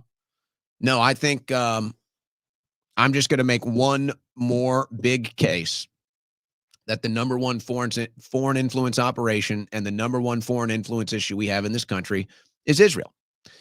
I'm just going to, we're all sick of it. Everybody sees it now. And I actually made the decision too, because I think a lot of this is being artificially done. To what ends, I don't know. But I think a lot of it is being artificially done with social media algorithms, whether intentionally or not. And it's just not helping anybody. But I just decided last night, I'm muting all the foreign influence accounts. All of them. And that's not like the people that are in media and, comment on foreign policy or comment on foreign involvement. I mean, the accounts, and everybody knows what I'm talking about, the accounts that are just strictly there to just run foreign influence, the accounts that are just strictly forced into your feed, promoted, bought and paid for, to just cause the division, cause the foreign infighting, try to save the issue of Israel that's tanking right now in all polls. I just muted all those accounts. I'm done. I'm sick of them. I don't need to see them anymore. There's no point. It's reached this point where I can't even do more damage than they're doing. So it's like, if my big issue, and I'm not saying it's my biggest issue, but it's like, if my biggest issue is I want to expose and bring down the Israeli influence operation, it's now crossed this threshold where all I can do is damage to it now. They are doing, the Israeli operators, the Israeli loyalists, the Israeli foreign influencers, they are doing so much damage to their cause right now that there's nothing that I could do that would be worse. I would probably be making it worse if I got involved and started commenting. So I just muted all of it. I'm just sick of it. I'm done with it. They're all exposing themselves. Everybody sees it now. The polls are showing it. The 2026 midterms are going to reflect it. So But I think I'll just do, eventually, I avoided it again today, but eventually I'll do this hour, and I'm just going to show you, folks. I'm just going to show you one last time why I believe the number one foreign influence operation is from Israel. And I'll show you why. I've got it all laid out for about an hour segment, but it's so heavy. And I know what happens when you go down this road. The attacks, the misrepresentations, the clips out of context, the accusations, all of it, that it's just like, that's why I avoid it, because I know what comes along with it. But that's why I think I'm just going to do it one more time, and then I'm done. I'm not consuming it anymore myself. I'm not going to spend a bunch of time on it anymore because it's already out there. Everybody sees it, and there's nothing else I can do. The foreign influencers, the Israeli loyalists, are doing so much damage to their cause, and they're doing so much work to expose themselves that there's just no point in doing it anymore. But maybe you just do one more case and say, that's it. Let's get back to focusing on the issues that we need to focus on as far as getting results from this administration. But I mean, see, and that's the problem, isn't it? And that's the problem, isn't it? Because it just feels like the reason why we're not getting results from this administration is because the Israeli lobby is in control. And that's why it's so impossible to let go. Because it just seems like no matter what, we don't get the results. America doesn't get the results because the foreign lobbyists and the foreign interests are running the show. And that's why it's like so hard to drop it, because it's there every single day with this administration. Here comes Netanyahu back to the White House. So we'll see how it goes. We'll see how that one goes. But that's it. That's it for today's show. Thanks to everybody for tuning in on a Tuesday evening. Boy, oh boy, a lot of you are probably snowed in right now dealing with these blizzards across the north and northeast. Not down here, though. It did get cold down here, but we had nice 65 degrees and sunny today. Just to rub it in, 65 and sunny in Austin, Texas today. But enjoy that snow. My family asked me if I miss the snow. I'm from Missouri, a lot of snow in St. Louis. They asked me, do I miss the snow? Oh, yeah. Everybody wishes that they were an Eskimo, right? Give me a break. Miss the snow. Ha! God bless and Godspeed. A 21-hour break. We'll do it all again tomorrow. Same time, same channel.